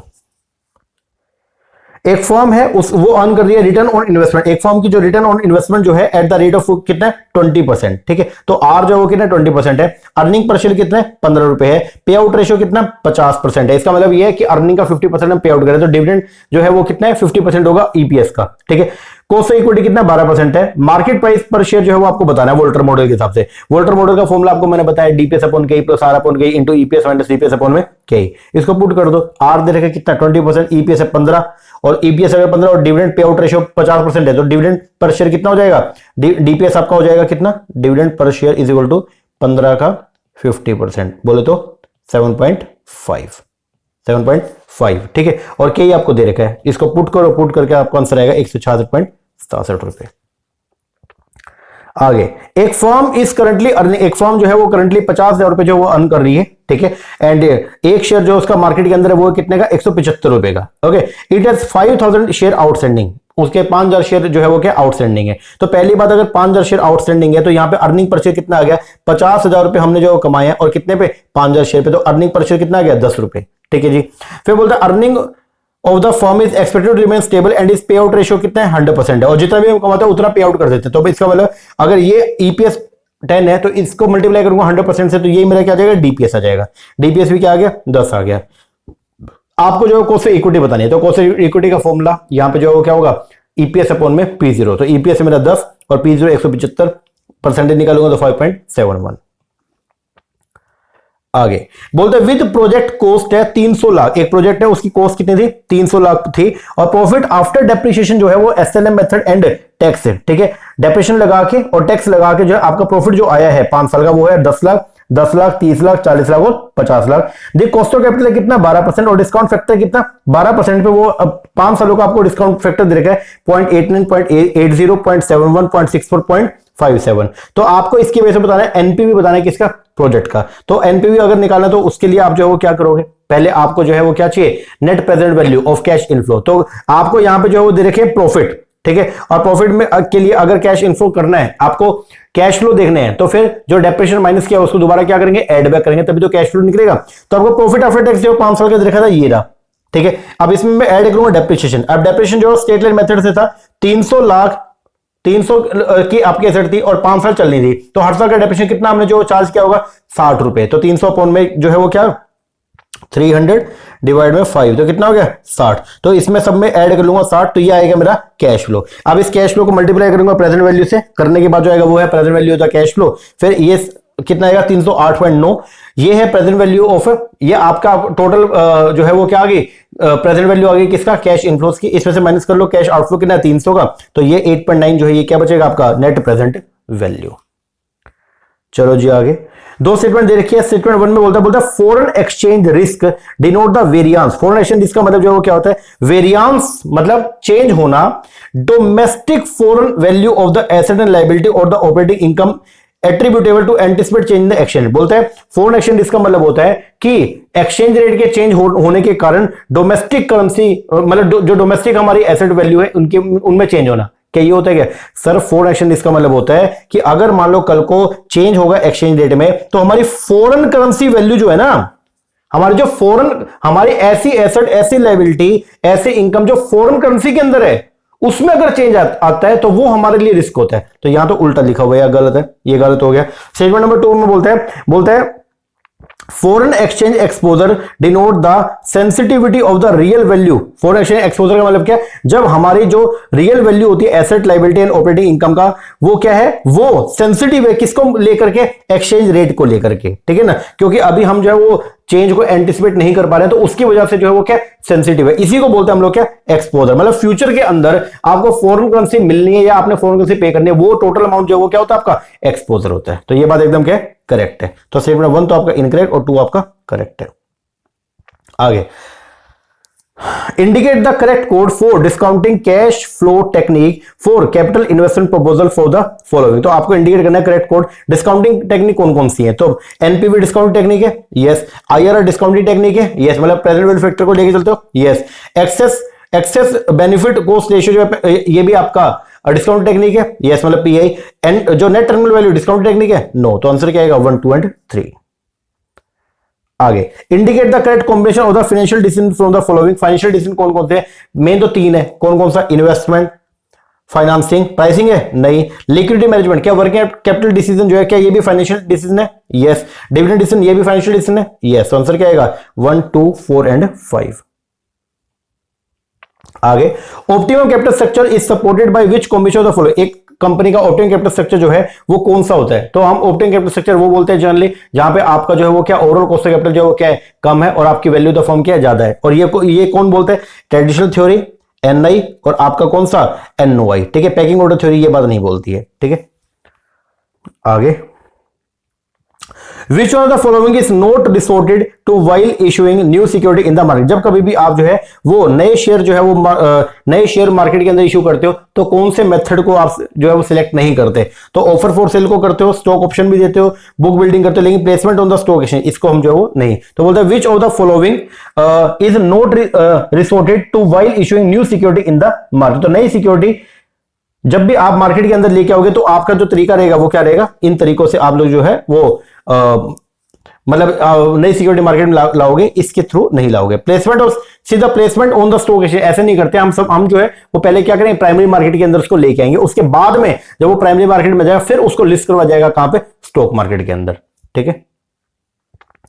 आगे आइएगा indicate the code for the proper sequencing for the process of venture capital financing. अगर मान लो कभी भी जो है वो आपको वेंचर कैपिटल चाहिए तो उसके लिए जो है या आप वेंचर कैपिटल किसी को प्रोवाइड करवा रहे हो तो आप क्या क्या काम करते हो, ठीक है। मतलब अगर मान लो मैं आपके पास में और मैंने कहा यार मेरे पास एक बहुत बढ़िया आइडिया है, आप प्लीज मुझे पैसा प्रोवाइड करवा दीजिए, तो अगर आप मेरे जोखिम वाले काम में अगर पैसा इन्वेस्ट करने की सोचोगे तो आप क्या क्या स्टेप उठाओगे, ठीक है। तो सबसे पहले जो है वो क्या होगा, डील ओरिजिनेट होगा, पहले हमारे बीच में डील ओरिजिनेट होगा, फिर आप उसकी क्या करोगे, स्क्रीनिंग करोगे, स्क्रीनिंग करने के बाद फिर आप पूरी सावधानी बरतोगे, देन उसके बाद में डील को स्ट्रक्चर करेंगे और आखिरी में आप देखोगे एग्जिट प्लान जो है वो क्या रहेगा। मतलब कि कल को अगर मान लो काम चल गया तो आप जो है अपने शेयर को कैसे, अपना जो भी आपका शेयर बनता है, ठीक है, उसको आप कैसे निकालोगे तो वो हम डिसाइड कर लेंगे।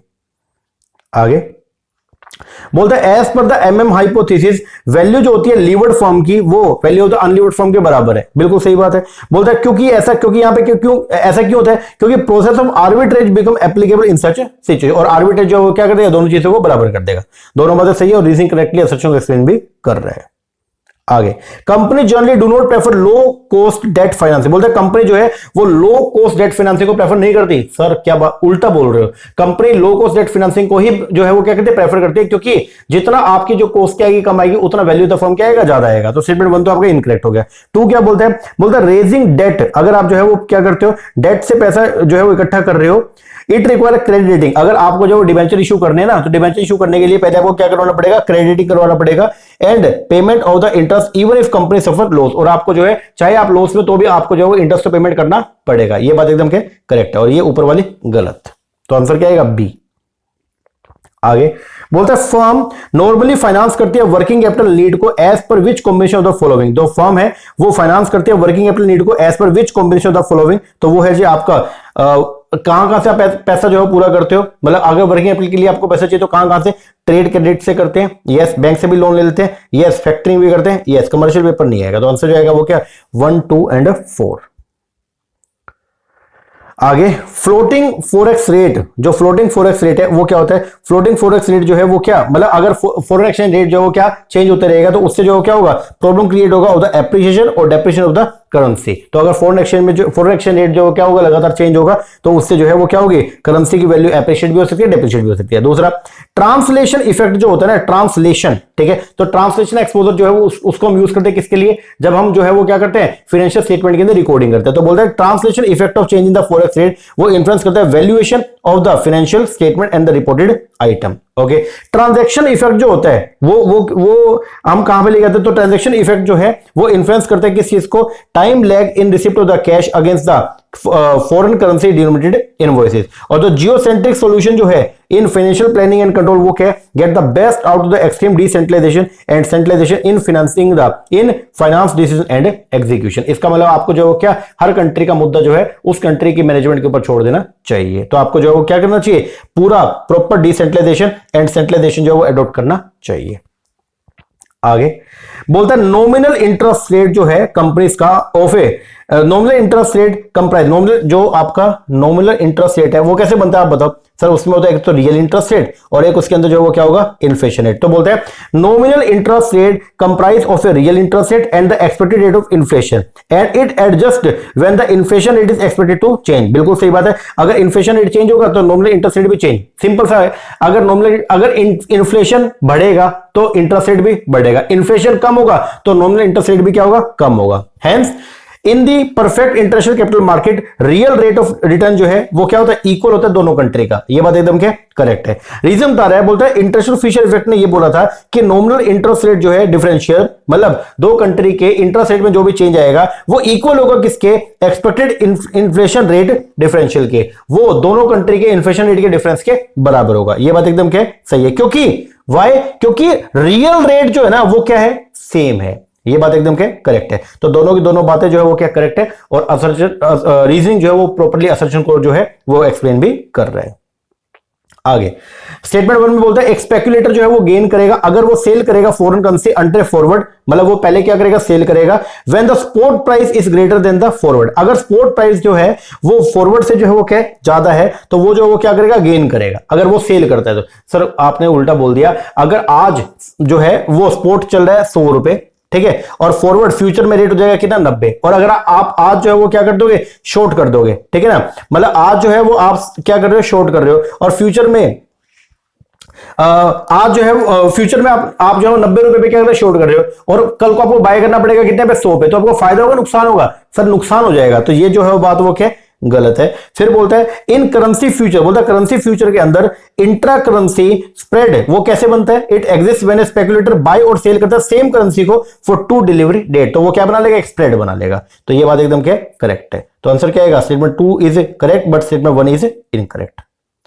आगे एमएम हाइपोथेसिस जो है कैपिटल स्ट्रक्चर का वो बेस है on which of the following assumption. तो बोलते हैं कैपिटल इन्वेस्टर रैशनल होते हैं, यस, कैपिटल मार्केट परफेक्ट है, यस, 100% रिटेंशन प्रॉफिट होता है क्या, नहीं, बल्कि 100% क्या है, हम लोग सारा का सारा प्रॉफिट क्या करते हैं, डिस्ट्रीब्यूट कर देंगे। तो ये आपका गलत है। आंसर क्या आएगा, नो टैक्सेस, यस, तो आंसर क्या आएगा, A B and D.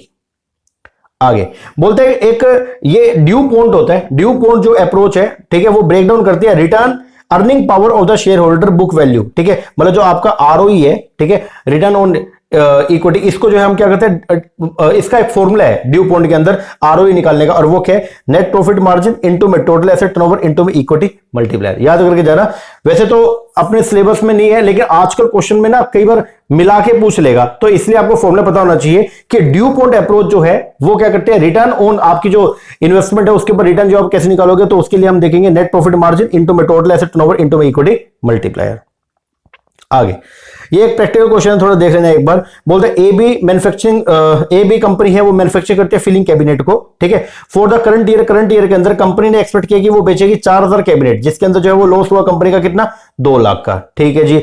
Only 40% company जो अभी करंटली अपने 40% नॉर्मल कैपेसिटी को यूज कर रही है, ठीक है जी। फिक्स कॉस्ट जो है कंपनी का 10 लाख है, और जो वेरिएबल कॉस्ट है वो 60% है किसका, सेल वैल्यू का। आपको बताना break even point in terms of sales value. अब देखो क्वांटिटी कितनी है, 4000, फिक्स कॉस्ट कितनी है, 10 लाख, और वेरिएबल कॉस्ट कितनी है, जो भी सेल वैल्यू है उसका 60%। ओके, अब अगर मैं यहां पे देखूं सेल मेरा यहां पे किसके बराबर होगा, तो सेल मेरा बराबर होगा fix cost plus variable cost, और माइनस में क्या, ये माइनस में क्या क्या किया आपका लॉस, ये क्या है, लॉस है। तो ये जो अमाउंट निकलेगा, ये जो अमाउंट है वो किसके बराबर होगा, P इंटू में 4000, ठीक है। तो यहां पे मेरा P आ गया, प्राइस आ गया मेरा कितना, 500। अब ब्रेक इवन पॉइंट अगर निकालना है तो यहां पे पुट कर दो, आपका आंसर निकल के आएगा कितना, 25 लाख। थोड़ा एक बार इसको जो है वो वीडियो को पॉज करके देख लेना एक बार।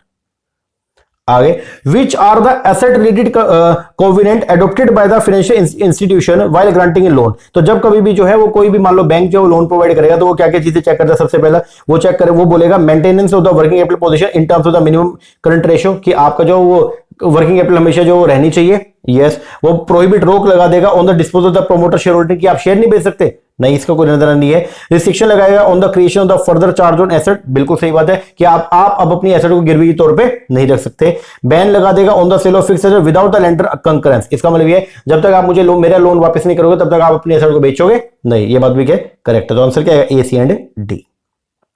आगे बोलता है इफ एक्चुअल प्रोडक्शन जो है यूनिट का are lower than the budgeted level of production, बोलता है अगर एक्चुअल जो प्रोडक्शन है यूनिट्स का वो क्या है, कम है, किससे, बजटेड लेवल प्रोडक्शन से, विच of the following cost would be lower than the budgeted cost, तो कौन सी कॉस्ट जो है वो क्या है, कम आएगी। तो वो है, अगर मान लो एक्चुअल प्रोडक्शन जो है वो हुआ 1000 और हमने बजट बनाया था कितने का, 1200 का, तो बोलता है कौन सी कॉस्ट जो है वो क्या आएगी, कम आएगी, ठीक है, किससे, बजट से। देखो जब आपने जो बजट बनाया था वो कितने का था, सर बजट बनाया था 1200 का, ठीक है, और मान लो वेरिएबल कॉस्ट जो थी वो थी 10 रुपए पर यूनिट, तो वेरिएबल कॉस्ट यहां पे आनी कितनी थी, 12000, और अब बनी 1000 ही है, तो वेरिएबल कॉस्ट यहां पे कितनी आएगी, 10000। फिक्स कॉस्ट तो यहां पे मान लो फिक्स कॉस्ट हमने यहां पे डिसाइड करी थी कितनी, 1 लाख, तो यहां पे अगर आप 1000 बनाओगे तो भी फिक्स कॉस्ट कितनी आएगी, अभी भी 1 लाख। तो कौन सी कॉस्ट कम आएगी, वो है कौन सी, टोटल वेरिएबल कॉस्ट, क्योंकि वेरिएबल कॉस्ट अगर मान लो कभी भी जो है वो क्या होगा, अगर प्रोडक्शन जो है यूनिट का वो क्या है, कम है, किससे, बजटेड लेवल प्रोडक्शन से, अगर एक्चुअल प्रोडक्शन जो है वो कम है और जितना आपने बजट बनाया था उससे, तो हमारे जो फिक्स कॉस्ट है वो तो आपकी सेम ही आएगी, लेकिन आपकी वेरिएबल कॉस्ट है वो क्या आएगी, कम आएगी। आगे, व्हेन प्राइस आर राइजिंग, अगर प्राइस है वो क्या हो रहा है, लगातार बढ़ेंगे, तो जो लिफो है, लास्ट इन फर्स्ट आउट जो है वो प्रोड्यूस करेगा क्या, highest cost flow and lowest inventory. बिल्कुल, लिफो का फुल फॉर्म जो है वो क्या, लास्ट इन फर्स्ट आउट, इसका मतलब जो लेटेस्ट स्टॉक है उसको हम पहले जो है वो क्या करेंगे, निकालेंगे। तो अगर मान लो प्राइस लगातार बढ़ रहे हैं, तो जो लास्ट इन्वेंट्री है वो कौन सी है, वो है जो मतलब जो रीसेंट परचेज है, तो वो ज्यादा रेट के ऊपर आई है, ठीक है ना। तो अगर मान लो आप जो शुरुआत में ऐसे स्टॉक को निकाल रहे हो जो ज्यादा रेट में, तो उससे जो वो क्या होगा, आपका कॉस्ट जो है वो क्या ज्यादा आएगी, और जो इन्वेंट्री है वो क्या रहेगी, कम रहेगी। बिल्कुल। आगे, मार्केट प्राइस जो है कंपनी का दे रखा है 100 रुपए, वोल्टर मॉडल जो है एज पर द वोल्टर मॉडल, अगर उसका profitability rate of the company 16% है, ठीक है ना, तो एंड पे आउट रेशियो कितना है, 80% है, and the cost of capital कितना 10% है, तो उसके बेस पर आपको मार्केट प्राइस है वो बताना है, ठीक है। तो मार्केट प्राइस का फॉर्मूला आपको पता है, डीपीएस अपॉन में के प्लस आर अपॉन के into EPS minus DPS upon में के, ये सारा कुछ मैंने निकाल के दे दिया, इसको पुट करोगे आंसर आ जाएगा 179। आगे बोलता है इफ रिस्क फ्री रिटर्न जो है वो कितना 8% है, एंड द एक्सपेक्टेड रिटर्न जो है ऑन द मार्केट पोर्टफोलियो वो कितना 12% है, रिक्वायर्ड रिटर्न जो है ऑन द स्टॉक वो है 15%, तो स्टॉक का बीटा निकालना है। फॉर्मूला क्या है, रिस्क फ्री प्लस में beta into R M minus में आर एफ, तो ये आप यहां पे पुट कर लीजिए, आंसर आएगा आपका बीटा कितना जाएगा 1.75। आ गया ये एक कंपनी का शेयर जो है वो करंटली जो है वो बिक रहा है कितने पे, 750 रुपए के ऊपर, ठीक है, और फ्यूचर में जो है एक्सपेक्टेड डिविडेंड कितना होगा 73 रुपए, मतलब D1 कितना है 73, ठीक है। And what is expected to grow, और जो 8% की रेट से बढ़ेगा तो ग्रोथ कितना है 8% है। तो आपको इक्विटी कैपिटलाइजेशन रेट जो बताना है, मतलब के बताना है, तो आपको एज पर द वोल्टर मॉडल हमारा जो एज पर द गॉर्डन मॉडल हमारा फॉर्मूला क्या होता है, P0 is equal to D1 upon KE minus G। तो हमने यहां पे पुट किया तो ग्रोथ आ जाएगा कितना 17%। आगे बोल रहा टोटल एसेट टर्नओवर आपको जो है वो दे रखा है, total asset turnover and the total asset to the net worth ratio जो है वो दे रखा है। If the net profit margin जो है कंपनी का वो 8%, तो रिटर्न ऑन इक्विटी निकालो। तो रिटर्न ऑन इक्विटी एज पर द ड्यू पॉइंट, ऊपर मैंने आपको फॉर्मूला बताया, उसका फॉर्मूला होता है ATR, बोल तो asset turnover ratio into asset to net worth ratio into में नेट प्रॉफिट मार्जिन, इसको मल्टीप्लाई करेंगे तो आंसर आएगा 0.28। आगे एनआई अप्रोच जो है वो दिया है डेविड ड्यूरान ने, बोलता है to valuation is based on which of the following assumption. NI approach जो किस अजम्पशन के ऊपर बेस है, वो एनआई अप्रोच ये बोलता है there is no taxes, cost of debt जो है मतलब केडी जो है हमेशा क्या होगा, कम होगा किससे, केई से, and the use of the date does not change. और अगर आप जो वो डेट को मतलब अगर आप जो है वो डिग्री ऑफ लीवरेज को क्या करोगे, बढ़ाओगे, तो रिस्क परसेप्शन जो है वो चेंज नहीं होगा। मतलब ये है कि केई जो है वो क्या रहेगा आपका कांस्टेंट ही रहेगा, क्या रहेगा कांस्टेंट। आगे which of the following method the capital bursting is best suited for the leverage project. वो द लीवरेज प्रोजेक्ट के लिए कौन सा मेथड सबसे बेस्ट है, वो है आपका एनपीवी, क्योंकि एनपीवी मेथड के अंदर जो है वो क्या, जब आप नेट प्रेजेंट वैल्यू लेके चलोगे तो वहां पे जो है वो आप लोग क्या कर दोगे, अगर जो आपका इंटरेस्ट है, ठीक है, उसका भी आपको क्या मिलेगा, टैक्स बेनिफिट मिल जाएगा। आगे व्हेन ईच कूपन, अगर हर कूपन पेमेंट को and the redemption value of the bond को जो है वो क्या करते हैं, अलग अलग करते हैं, डिटैच करते हैं, और उसको सेपरेटली अगर हम क्या करें इशू करें, तो इंडिपेंडेंट जो इंस्ट्रूमेंट होता है उसको बोलते हैं हम लोग क्या, स्ट्रिप्स। क्या बोलेंगे, strips. Effect of the continue compounding is captured by, ये थोड़ा याद करके जाना, जो कंटिन्यू कंपाउंडिंग है उसका फॉर्मूला जो है वो क्या, प्रेजेंट वैल्यू इनटू में e की पावर RT।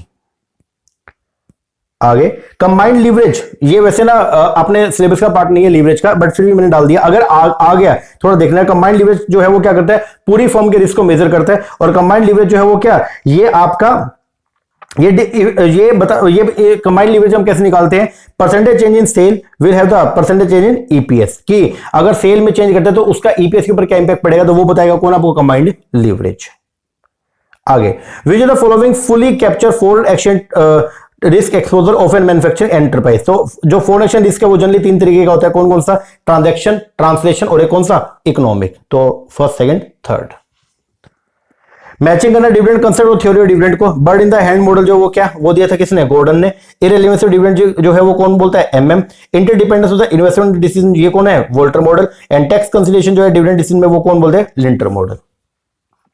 आगे वैल्यू क्रिएशन, वैल्यू क्रिएशन जो है वो कब होगा, मर्चेंट एक्विजिशन से आपको सिनर्जी बेनिफिट मिलेगा तो वैल्यू क्या होगी, क्रिएट होगी। वैल्यू प्रोटेक्ट जो है वो कैसे करोगे, टाइम वैल्यू से। अब हम जो वो क्या करते हैं, वैल्यू को प्रोटेक्शन करते हैं क्योंकि उसको करंट वैल्यू पे लेके आते हैं। एसेट प्राइसिंग का जो मॉडल है वो कौन कौन से, CAPM एंड APT, ये एसेट प्राइसिंग के मॉडल है। और प्राइस डिस्कवरी जो है वो कैसे करते हो, with the help of the option and future.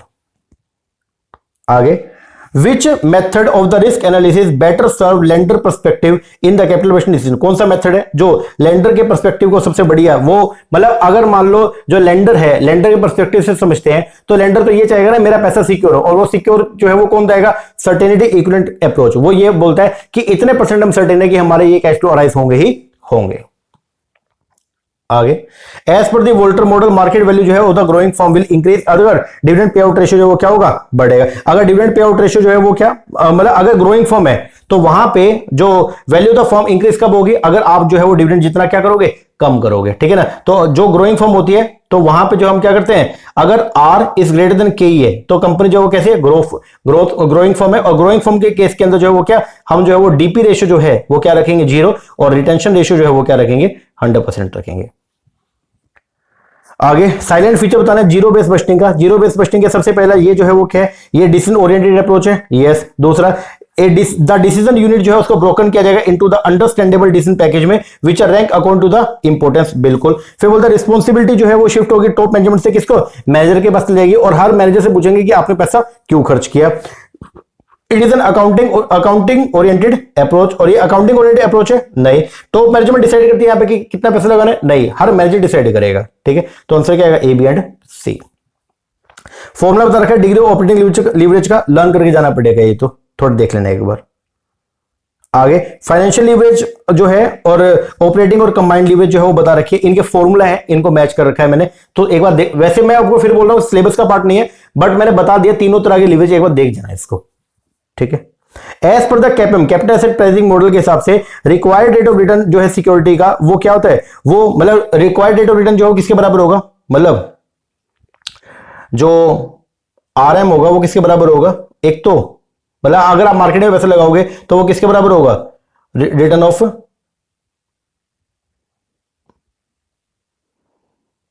Market return. एक तो रिस्क फ्री ये मिलना चाहिए और साथ में क्योंकि मार्केट में पैसे लगा रहे हैं तो अपने को प्रीमियम जो है वो भी मिलना चाहिए।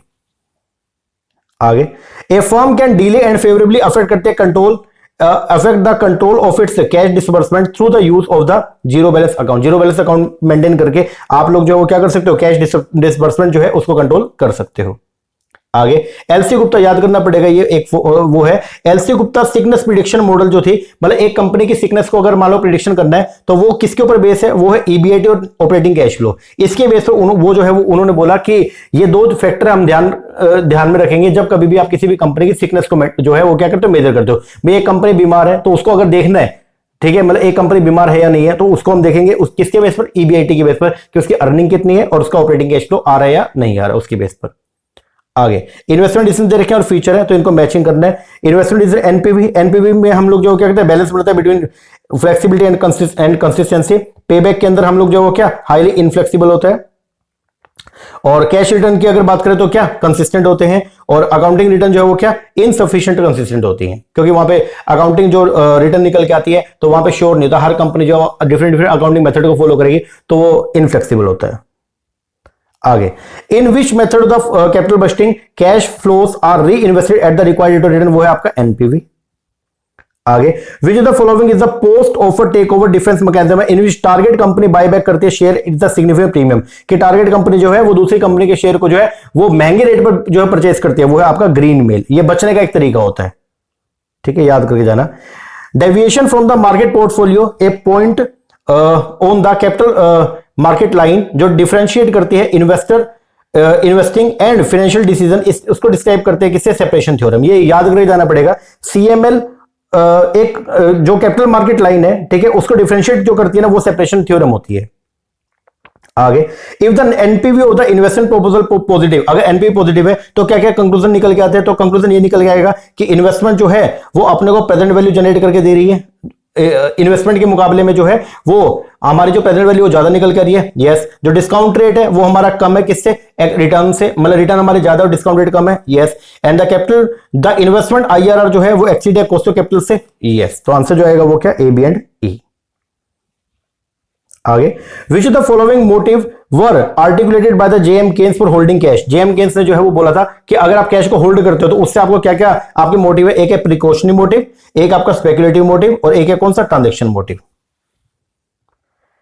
और लास्ट क्वेश्चन, आपको फाइनेंसिंग कॉन्सेप्ट दे रखे हैं, stage of business development. Angel investor कौन थे, जो स्टार्टअप में पैसा लगाते हैं वो है एंजल इन्वेस्टर। स्वेट इक्विटी जो है वो कहां पे, मैच्योर स्टेज पे आप लेके आते हो। वेंचर कैपिटल जो है वो यूज करते हो जब आप फॉलो फंडिंग आपको चाहिए होते हैं तो आप वहां पे वेंचर कैपिटल। और आईपीओ कब, जब कंपनी अच्छी तरीके से ग्रो कर रही है और डेवलप हो रही है तो उस स्टेज पर आप लोग जो आईपीओ क्या करोगे, जारी करोगे। तो ये इसका आंसर बनेगा। ओके, लो जी, ये हो गए हमारे टोटल 105 क्वेश्चन। इनको बढ़िया तरीके से आप कर लेना। ओके, और एग्जाम में जाने से पहले कम से कम 2 से 3 बार ये क्वेश्चन लगा जाना, पूरा का पूरा फाइनेंस बढ़िया तरीके से हो जाएगा। और जो रिवीजन वीडियो में डालूंगा उसको कर लेना। ये दोनों चीजें अगर कर जाओगे ना, सब कुछ बढ़िया तरीके से हो जाएगा। ठीक है ना जी सर। तो ये आज का पहला पेपर नंबर 2 का सबसे पहला जो हमने यूनिट जो है वो स्टार्ट किया था, यूनिट नंबर 4, वो हमने अभी कंप्लीट किया, उसके एमसीक्यूज और अभी उसकी रिवीजन जो है वो भी हम निपटा लेंगे। क्वेश्चन कैसे लगे कमेंट करके जरूर बताइएगा, अच्छे लगे अच्छा कमेंट कीजिएगा, कोई कमी लगे वो भी बताइएगा। और अगर आप लोग जो है वो जून 2024 की तैयारी कर रहे हैं तो उसके लिए हमारा ऑनलाइन बैच जो है वो चल रहा है, तो अगर आप चाहें तो उसमें एनरोलमेंट करवा सकते हैं। नीचे नंबर है, इसे कॉल करके या व्हाट्सएप करके आप इंक्वायरी कर सकते हैं। ओके, बाकी टेलीग्राम के ऊपर इसका वीडियो में डाल दूंगा, तो टेलीग्राम ग्रुप अगर आपने ज्वाइन नहीं किए तो नीचे डिस्क्रिप्शन के अंदर लिंक मिलेगा, तो उसको ज्वाइन जरूर कर लेना। ओके जी सर, चलो एक बार इतना कीजिए, बाकी मिलते हैं नेक्स्ट वीडियो में, तब तक के लिए थैंक यू वेरी मच।